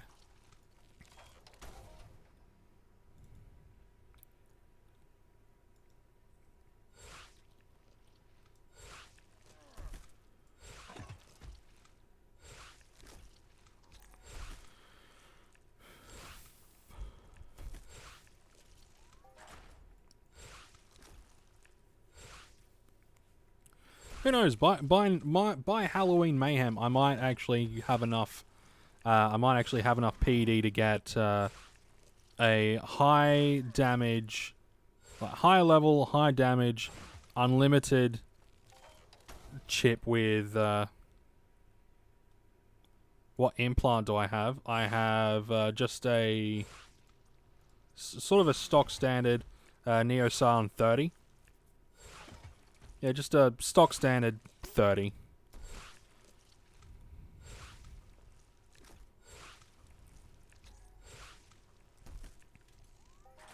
I'll get one of the cooler, bigger boys once I'm once I've got more once I've got a decent amount of PD, then I can get some of the more interesting ones, some of the better ones. But yeah, I've just got the basic stock standard. Smash this into your skull, and you can use up to level 30s.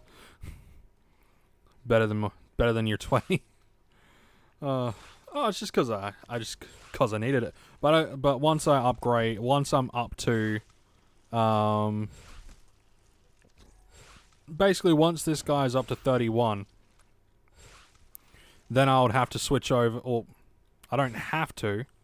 But once that's up to 31, if I want to use the corrosive attack 8, the corrosive attack nanochip 8, I need to have a higher level one. You wish Mind Force chips were more plentiful. There are certain mobs that do drop them quite frequently that you can kind of grind at. Like, I got this regen chip 5, this unlimited regen chip 5. I got that off of a Maphoid. I know the Curbs, they drop Mind Force chips pretty often. There's a couple of others that tend to drop chips relatively often. But it's just a matter of cycling through enough of the mob. But I wish they were more plentiful as well. I wish that you could make them. I don't think you can make Mind Force chips.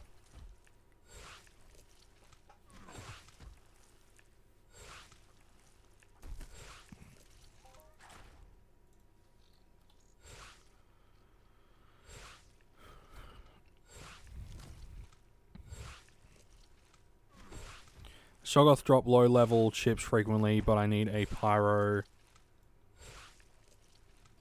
Need a pyro 6.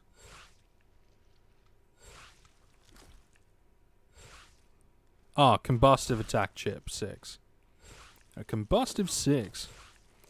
Oh, if Shoggoth drop chips relatively frequently, then I'm gonna have to relatively frequent them. They assholes. In order to grind up a bunch of chips.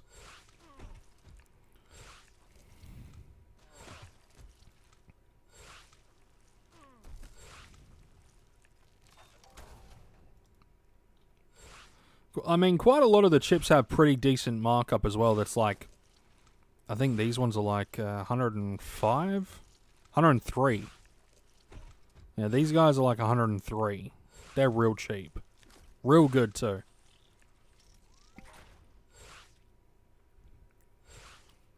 Of course, I'm kind of, because I am leveling up my pyro stuff, I am kind of forced to use the amplifier 5s, which are a lot more, a lot more pricey. But it's all for the sake of leveling up. It's all for the sake of leveling up.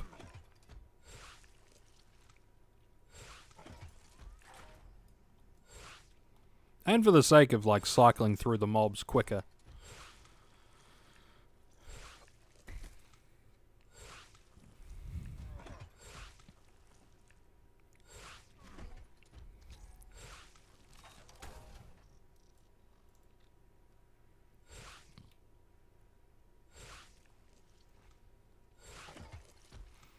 But I got this nice little unlimited corrosive 4, which is really cool. I actually need to tier it up. What do I need for it? I need some... Oh yeah, that's not too bad. Oh yeah, that's not too bad. I can do that.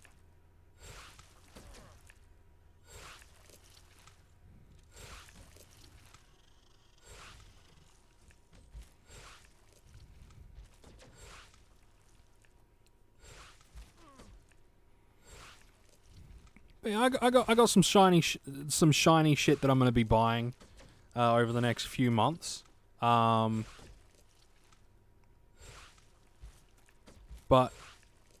yeah, I'm gonna be getting some shiny shit over the next few months. I'm gonna be trying to buy up some Arcadia Underground deeds and some Calypso land deeds while I still can. Little question: since you're doing Mayhem, do you know a better armor for Ghost Male one?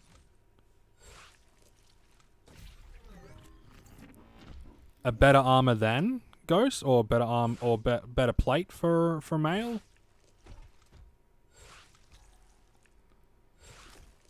By the way, welcome to the stream, man. Welcome to the stream. Do I know a better armor than well, there are a lot of better armors than Ghost. But it just depends on what you're hunting, I guess. Yeah, I think it just depends on what you're hunting, and yeah, better armor than Ghost. Yeah, there's lots of armor better than Ghost, but it just depends on what you're hunting, what your budget is, and all that sort of stuff. You're doing Easter Mayhem. Yeah, I guess it just depends on how much money you got, how much PED you got to spend.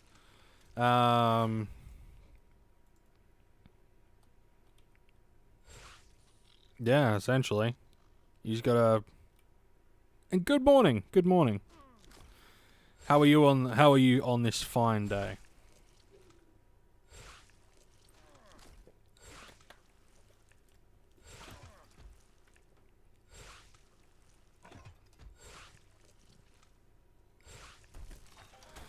You got 400 PD to spend. Oh, that... I think Ghost is... If you've got Ghost, I'd just save your PED, man. Just a little sleepy. Yeah. It's nighttime here, but it's only 9. It's only 9 PM here. But, you know, it's been a busy day. Trying to work, but I kept getting distracted by things. So I didn't make as much money as I wanted. I got my quota for the day, but I didn't make as much as I wanted. As I was trying to aim for. I can always get one piece at a time. Yeah, you can always get one piece at a time. All I know is that the monsters do stab, cut, and electric. Yeah, stab, cut, electric.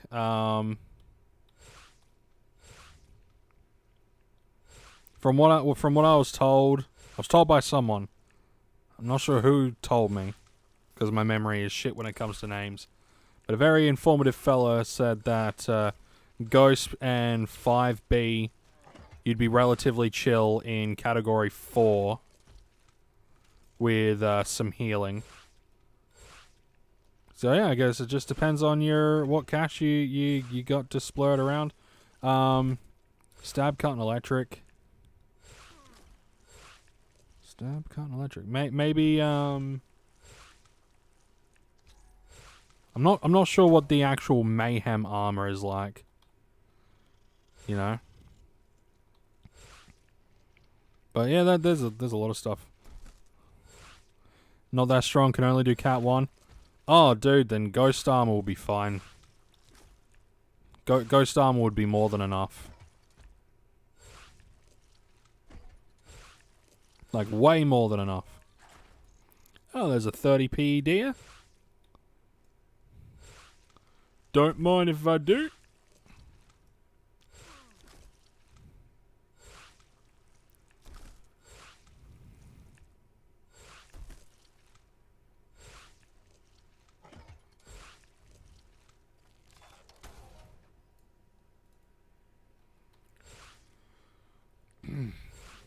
Ooh. Just double confirming, but serpent scale with it would be good.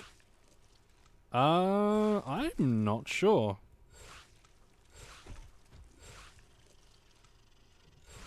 I think so.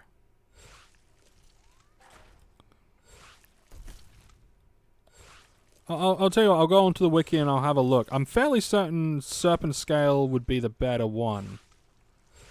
Yeah, I think serpent scale would be the way to go.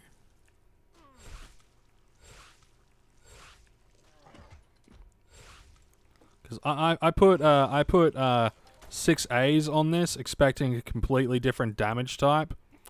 Nope. Not at all. So I'm gonna end up selling those back. And yeah, because I don't need them.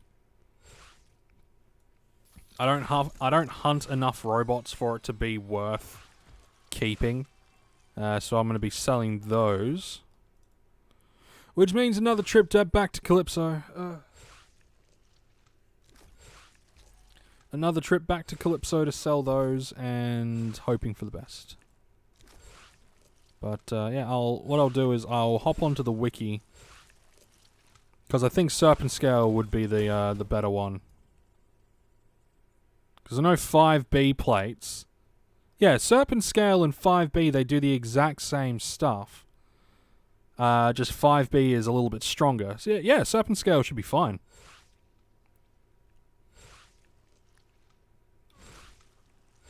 In fact, category 1, they're not even doing anything to the 6As, so obviously they're not doing any of that damage type. So you can do it with just Ghost. Actually, yeah, let's just attach the 6As.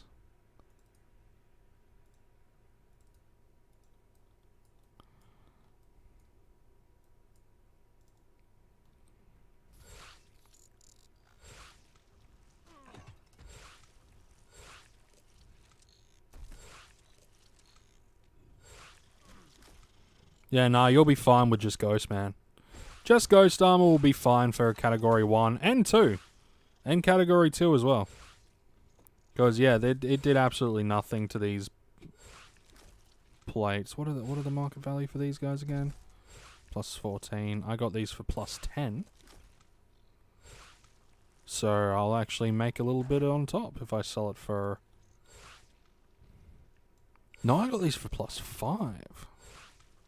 Ooh, I'm actually going to make a little bit on top. Alright, cool. I'll try with plate. Yeah, give it a shot with the serpent, with the serpent scale or without it. I don't think it really matters all too much. Whatever works for you, man. So.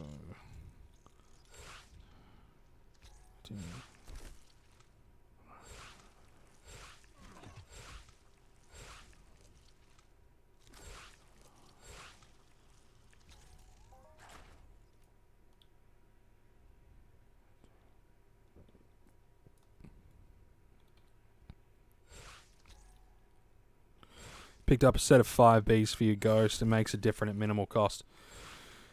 Yeah, it makes a massive difference, man. I had 5B, but I wasn't hunting mobs large enough for it to actually make any real difference. So I ended up selling them, and because we were going to be doing these annihilation, like these eviscerators, I ended up buying these 6As because I thought these were going to be like normal robots, and do burn and penetration. But no, they do stab, cut, and electric. But I only got these for... I got these for +5. TT +5. So I'm going to be selling them for TT plus... whatever the fuck they're going for. TT +14, so... fucking score.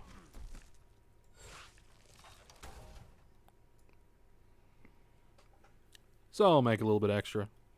So no loss.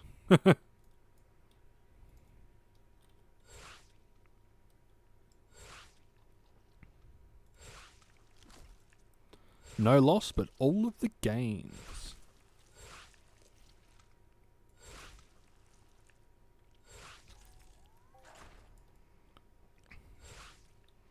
Oh yeah, I'll make a nice little tidy profit. Tidy profit of like 70 PED, or between 60 and 70 PED, something like that, which would be nice. Actually, more closer to 60 if I account for costs of putting it up on market. Yeah, about 60 PED, so not a loss. It's quite nice. It's quite nice. And I'll probably hold off on buying any plates until way later on down the line, I reckon. Because I just don't need them at the moment. Like, genuinely. I'm not hunting... A lot of the things that I'm actually hunting, I just don't wear armor for. There are a couple of things that I wear armor for, but a lot of the mobs that I hunt... no. Because I do a lot of low-cost stuff. And because I do a lot of low-cost stuff, the mobs are obviously a lot lower level, so they don't do anywhere near as much damage as... you know, other mobs.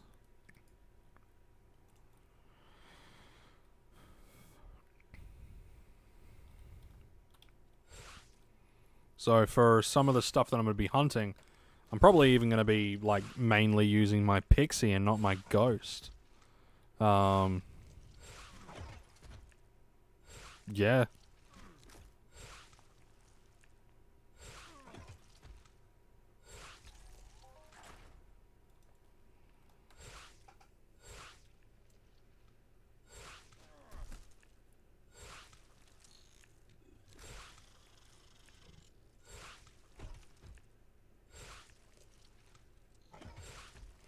Yeah.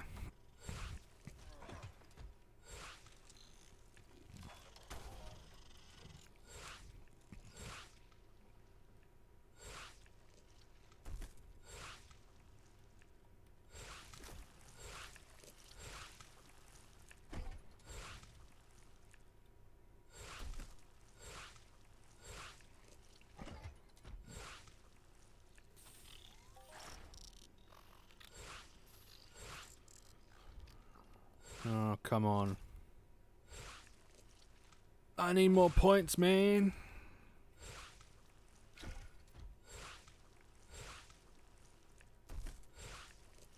Got any more of those points?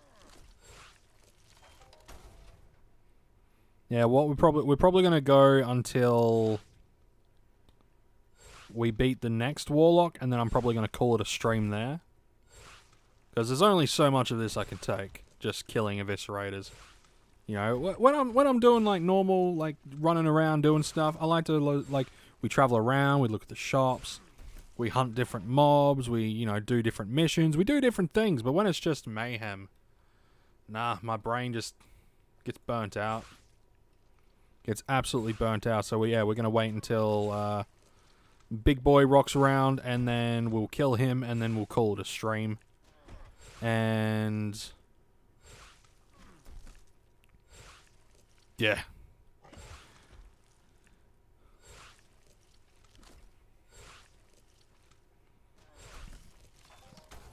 Hopefully in the next stream that we end up doing, I'll have some stronger weapons, and then we can go into a higher category and breeze like straight through these fucking things. Mayhem is an opportunity to grind and catch up on your current series. Yeah, pretty much, man. That's exactly what it is. Yeah, opportunity to grind, catch up on your current series, and yeah, or in my case, rewatch my favorite Star Trek episodes. Yeah, for me, I tend to pop on I either go onto Twitch and throw on a live stream, or I watch just random shit on YouTube. Or if I'm watching an anime, I'll watch an anime.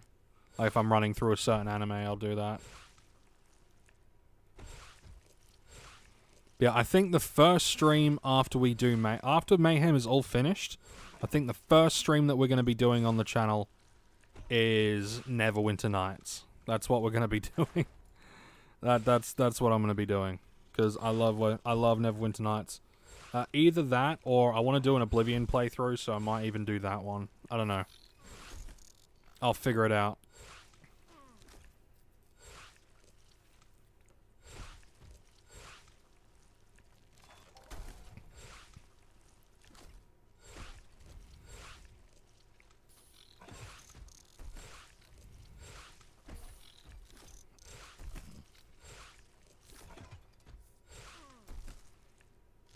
Hey, someone found a rare Mayhem Trauma Amplifier.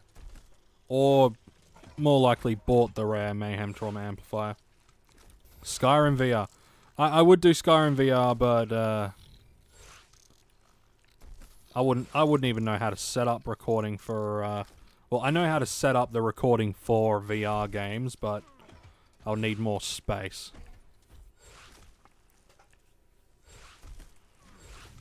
Far more space.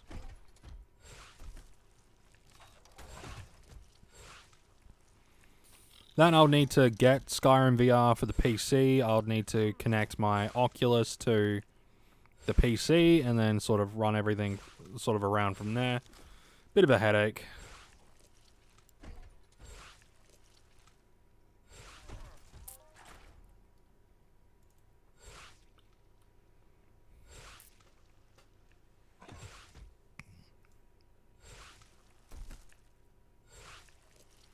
Dude, the spider boss early in Skyrim VR is fucking terrifying. I never found it that terrifying. I do have Skyrim VR on the PlayStation, but I didn't find the spider in the caves that terrifying at all. I just thought it looked a little bit fucking derpy, if I'm 100% honest. What got me was when I went around a corner and there was a Draugr right fucking there. Like, right fucking there. In my face as I turned the corner. I fucking nearly shat bricks. There's just this ugly fucker right there. Right there.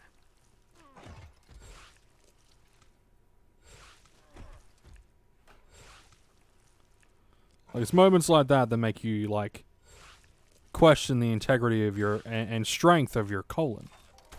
Or your rectum. Your anus. Your bum.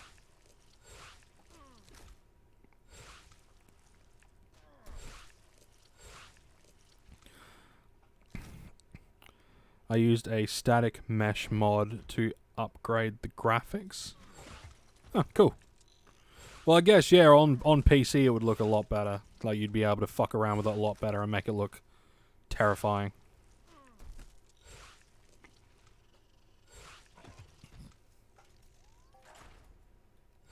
I really like some of the archery games on the Oculus Quest. Like some of the free archery stuff that you can do. Like some of the web games and things like that. I think Dungeon Archer is one that I really like because you're just shooting a bunch of orcs. You're on this platform and you're shooting orcs and the occasional troll. It's fun.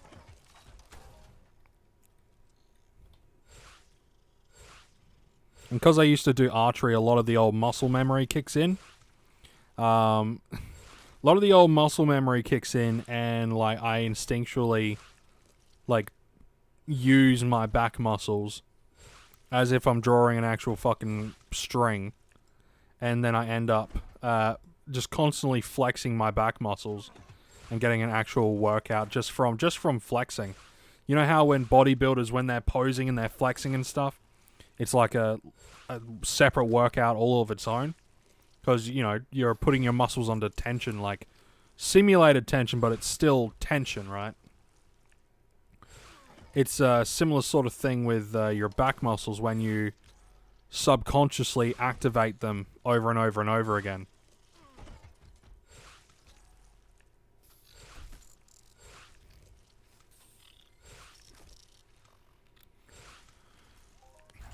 Especially when you're not aiming, like, if you're not aiming for a specific small target, if you're aiming more just for the body, you know, it's a lot easier to kind of like just let off arrow after arrow after arrow.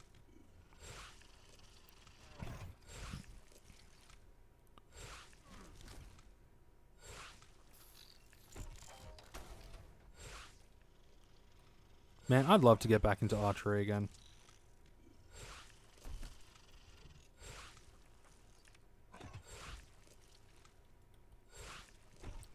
Get into like competition archery shooting and shit like that.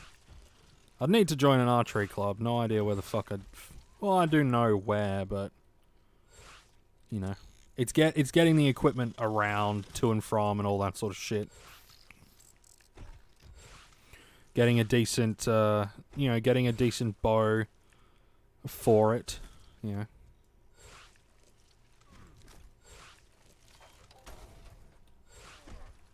You know, be looking at a decent wad of cash.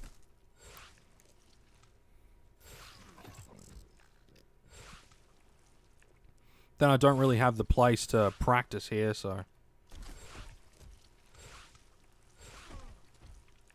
Alright, so we're just waiting on that. We're just waiting on a warlock, yeah? Yeah, we're just waiting on one single warlock, and then we will be... Then we'll be done.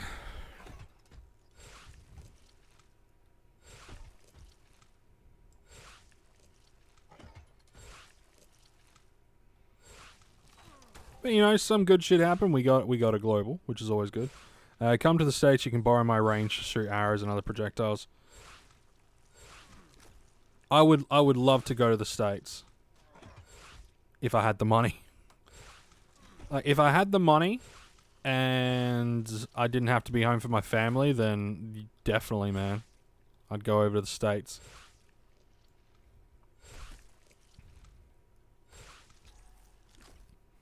I mean, when I was a little bit younger, before I met my wife, the plan was to actually move to the US. The plan was to get there on a work visa or a student visa, because I was planning on studying film, and I wanted to study film, you know, in the most ridiculous place that I could think of, which, you know, the United States. Just for better opportunities and that sort of shit when it comes to film and television and bullshit like that. And then all that fell through because I met my wife. And yeah, that didn't come to pass. That didn't come to pass. But yeah, the plan was to move to the United States. Become an American citizen.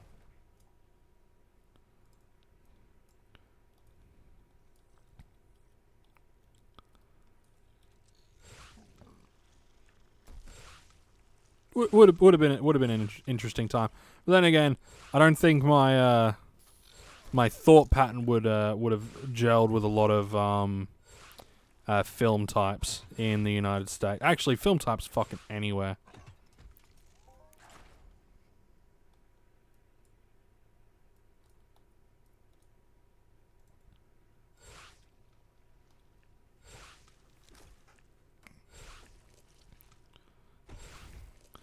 You can still do that. You just have to convince your wife.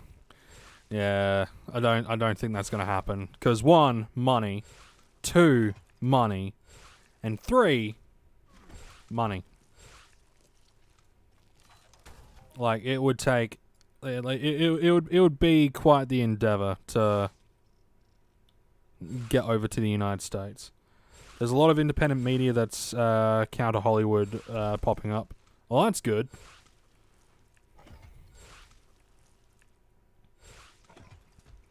It's good to hear that they've got like some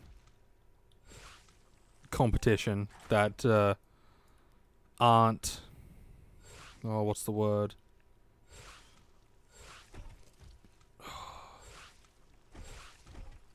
Crazy might be the best term. Like, you always hear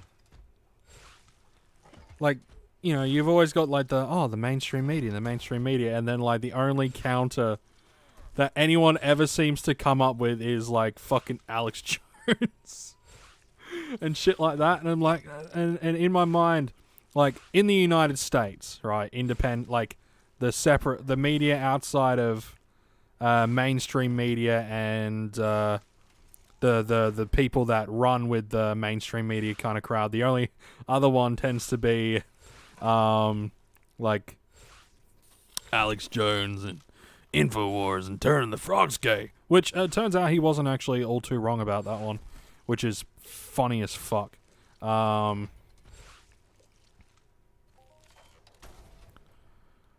Like, apparently he wasn't wrong about that one. He just worded it real fucking weird, but yeah, funny as fuck. But in Australia we have like, I don't know, Friendly Geordies. A few other journo sort of people, but a lot of, you know, but when it comes to like specifically like film and stuff, the Australian film industry is getting better. Yeah, the Alex Jones was right jar is getting concerningly full. Very fucking true. Very true.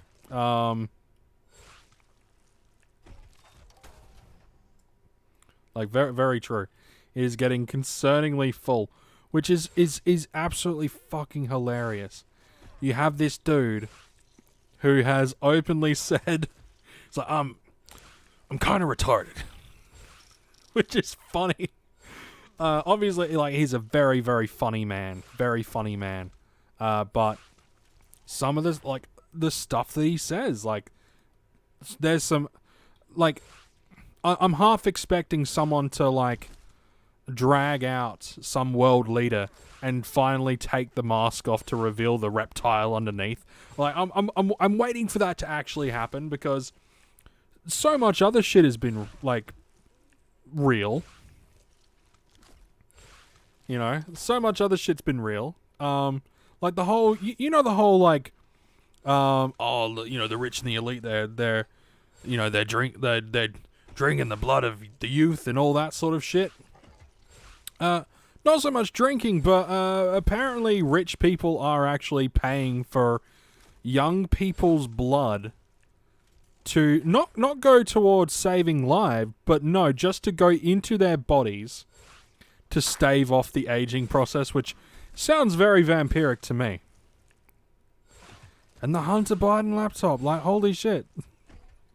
But there's so much. Oh, man. Alex Jones is the best argument for simulation therapy, because I think he saw through the Matrix, and it just fucking probably, that's probably how it happened. He probably just saw everything, and now he just knows everything. Or he is Neo. Everything that he says comes into being.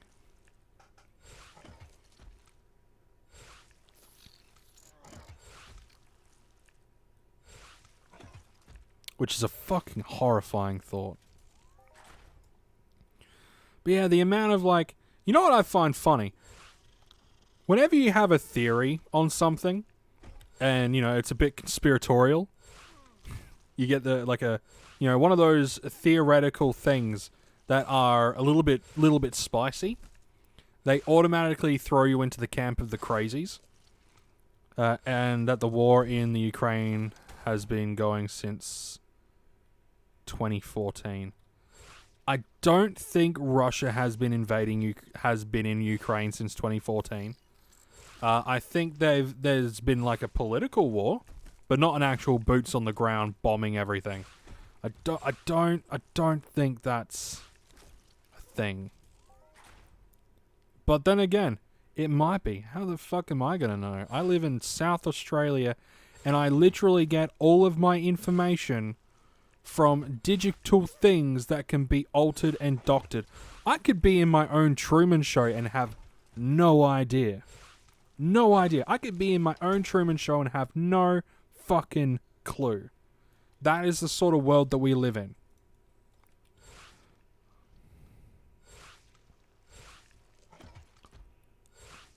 Oh yeah. The rebels, the rebels. Yeah, those guys have been there. So, yeah, technically, Russia-funded separatists have been there since, I thought those guys have been there for way longer. But no, that makes sense. That makes sense.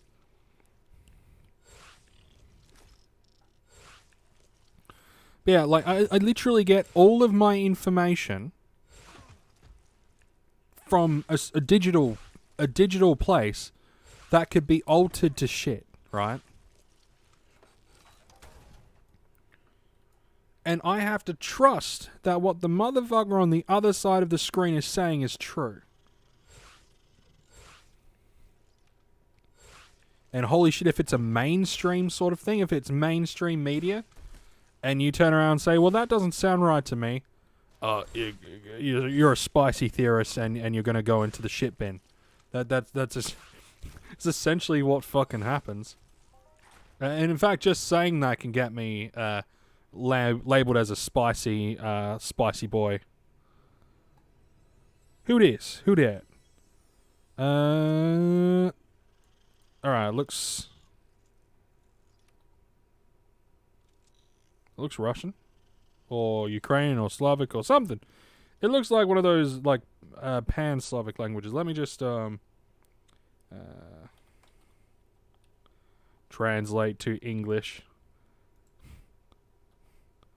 Okay, Russian. We are watching you. Alright, yeah. Bring it on, Russia. Bring it on.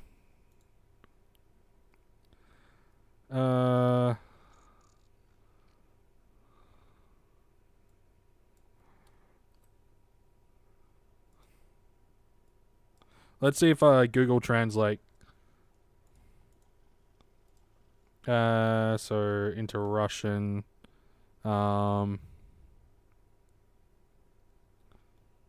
Stop watching me.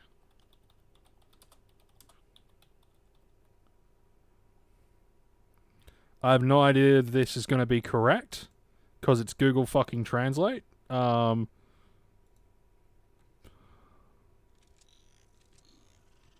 let's see. Let's see.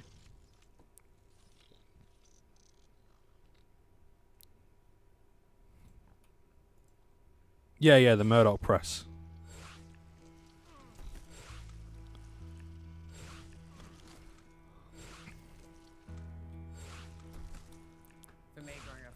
I have no idea if that's, like, correct. It's literally just Google Translate meant to be a funny.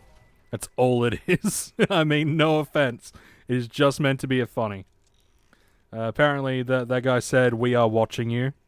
It's in Russian, so I decide to put in, "Stop watching me masturbate, you creep," in probably very, very, very broken Russian.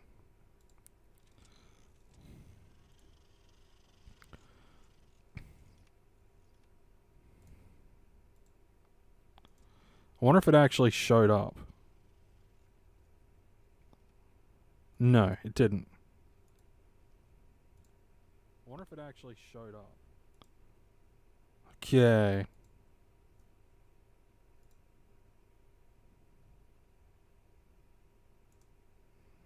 Is it actually going to show up? I don't know. Hopefully with the federal elections this year, the Libs will be completely kicked out of any amount of power. Fucking hopefully. I hate the fucking Liberals. They suck ass. Liberals suck. Hey! Liberals suck, eh? Oh, it's funny. Hey! Liberals suck, eh? Okay, apparently I can't put in that Russian. Yeah, apparently I can't put in that mean Russian, so, like, not even mean. No, apparently I can't put in Russian, which sucks. Sorry, my dude from Russia, or who is speaking in Russian. You're gonna have to just continue to watch me.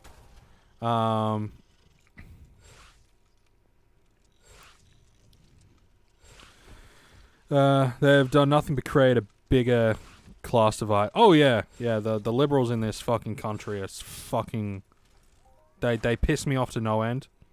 they've just made the poorer and the richer, and the middle class poorer as well. Like, everything they've done has just been to go, like, to line their fucking pockets. And in the end, it's just caused Australia itself to go into incredible amounts of debt. Debt that has absolutely fucking dwarfed anything the Labour Party would have done. Because the debt that the Labour Party would have put us into would have been literally to stave off the shit that's happening with us now. You know, rising prices of everything, energy prices, all of this sort of stuff. Kevin Rudd knew all of this shit, right? Kevin 07, he fucking knew all of this stuff was going to be going on, right? And then when when Julia Gillard and stuff came in, yeah, when you know, Julia Gillard came in and, you know, the Labour Party was knocking about there, you know, they were planning on we were going to have fibre optic. We were going to have fibre optic internet. We were going to have, having renewable energies. We were going to have this and that. Outlined a perfect plan, and then the Liberals got into power after they decided to throw a little bit of a coup because, let's face it, we didn't get to vote that. We voted in Labour. We voted in Labour. And then all of a sudden, overnight, without us even fucking knowing, oh, oops. Well, I mean, Gillard was just a representative, though. Like, at the end of the day, the leaders and all that sort of stuff, they're just representatives of a whole party. They do have, like, a big fucking say. But as far as I'm aware, they're more of a representative. And the person the party has chosen to basically look like a knob on screen. Gillard set Labour back a lot, though. Not a lot. The concepts that she had were sound, but it was the media that set her back. It was the media, the constant, literally just the constant comparison and all that sort of stuff. Really, like, that's what set her back. And thus setting Labour back. The one line I remember is that there will be no carbon tax. Huge lie there. There would be no carbon tax. Huge lie there.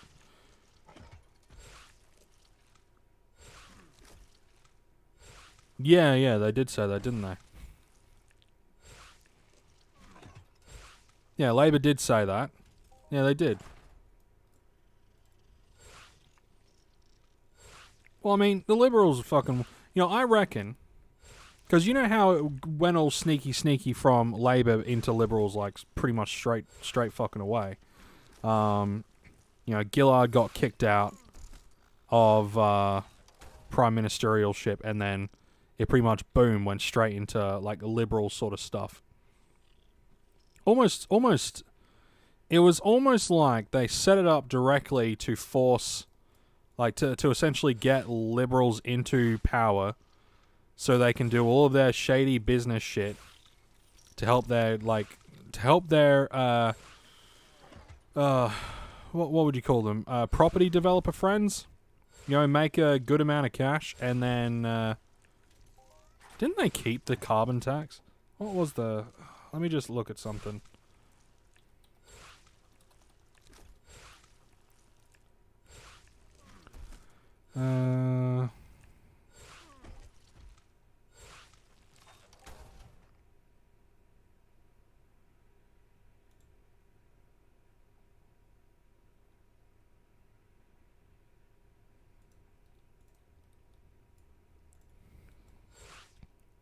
Just want to brush up on my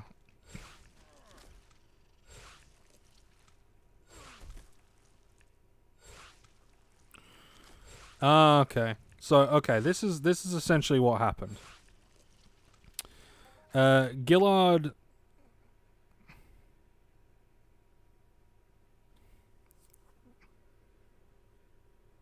Okay, so yeah. Gillard was going to get big businesses to pay yeah, I thought this sounded weird. So essentially, Gillard was going to get big businesses to pay the carbon tax. So it was originally, it's like, okay, you are polluting stuff, you can pay for it. Then once Tony Abbott pretty much ousted, and became like the leader or whatever, he then decided that no, we were going to get the taxpayer to pay it instead of the big business. There was a whole lot of fuckery, almost like treason. Oh yeah, almost like treason. Yeah, I think the no carbon tax was going to be no carbon tax for the people, which Gillard's initial one was no carbon tax for the people. But then when Tony Abbott came into power, and of course Tony Abbott fucking mates with big businesses and all that sort of stuff. And I actually think Tony Abbott moved in onto the Liberal Party, didn't he?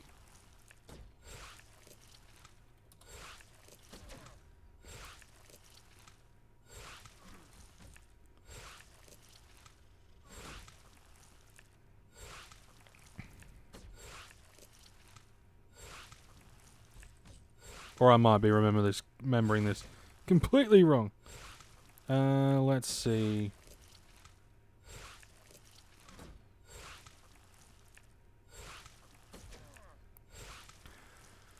Oh, okay, yeah. So,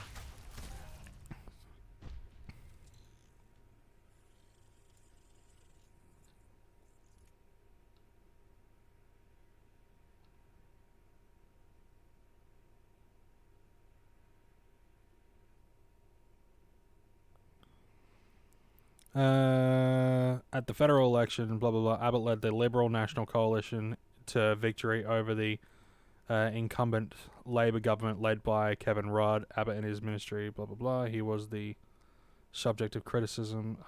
There was a... Okay, here it is. Some of that information. I'm gonna leave now that I've taken care of that guy.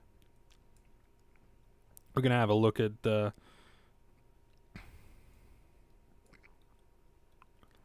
Yeah, because he moved on to the... He went from Labour. Abbott responded to the Labour leadership crisis by criticising the crossbench independents for keeping Labour in power. Because he was in Labour for a while.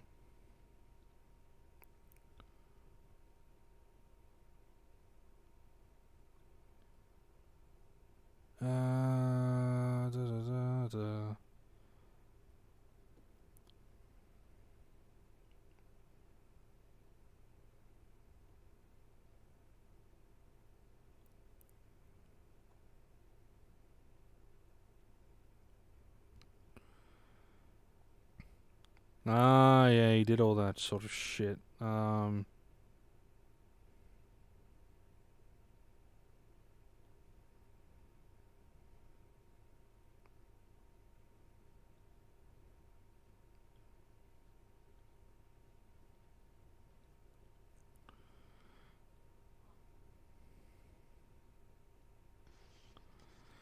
Yeah.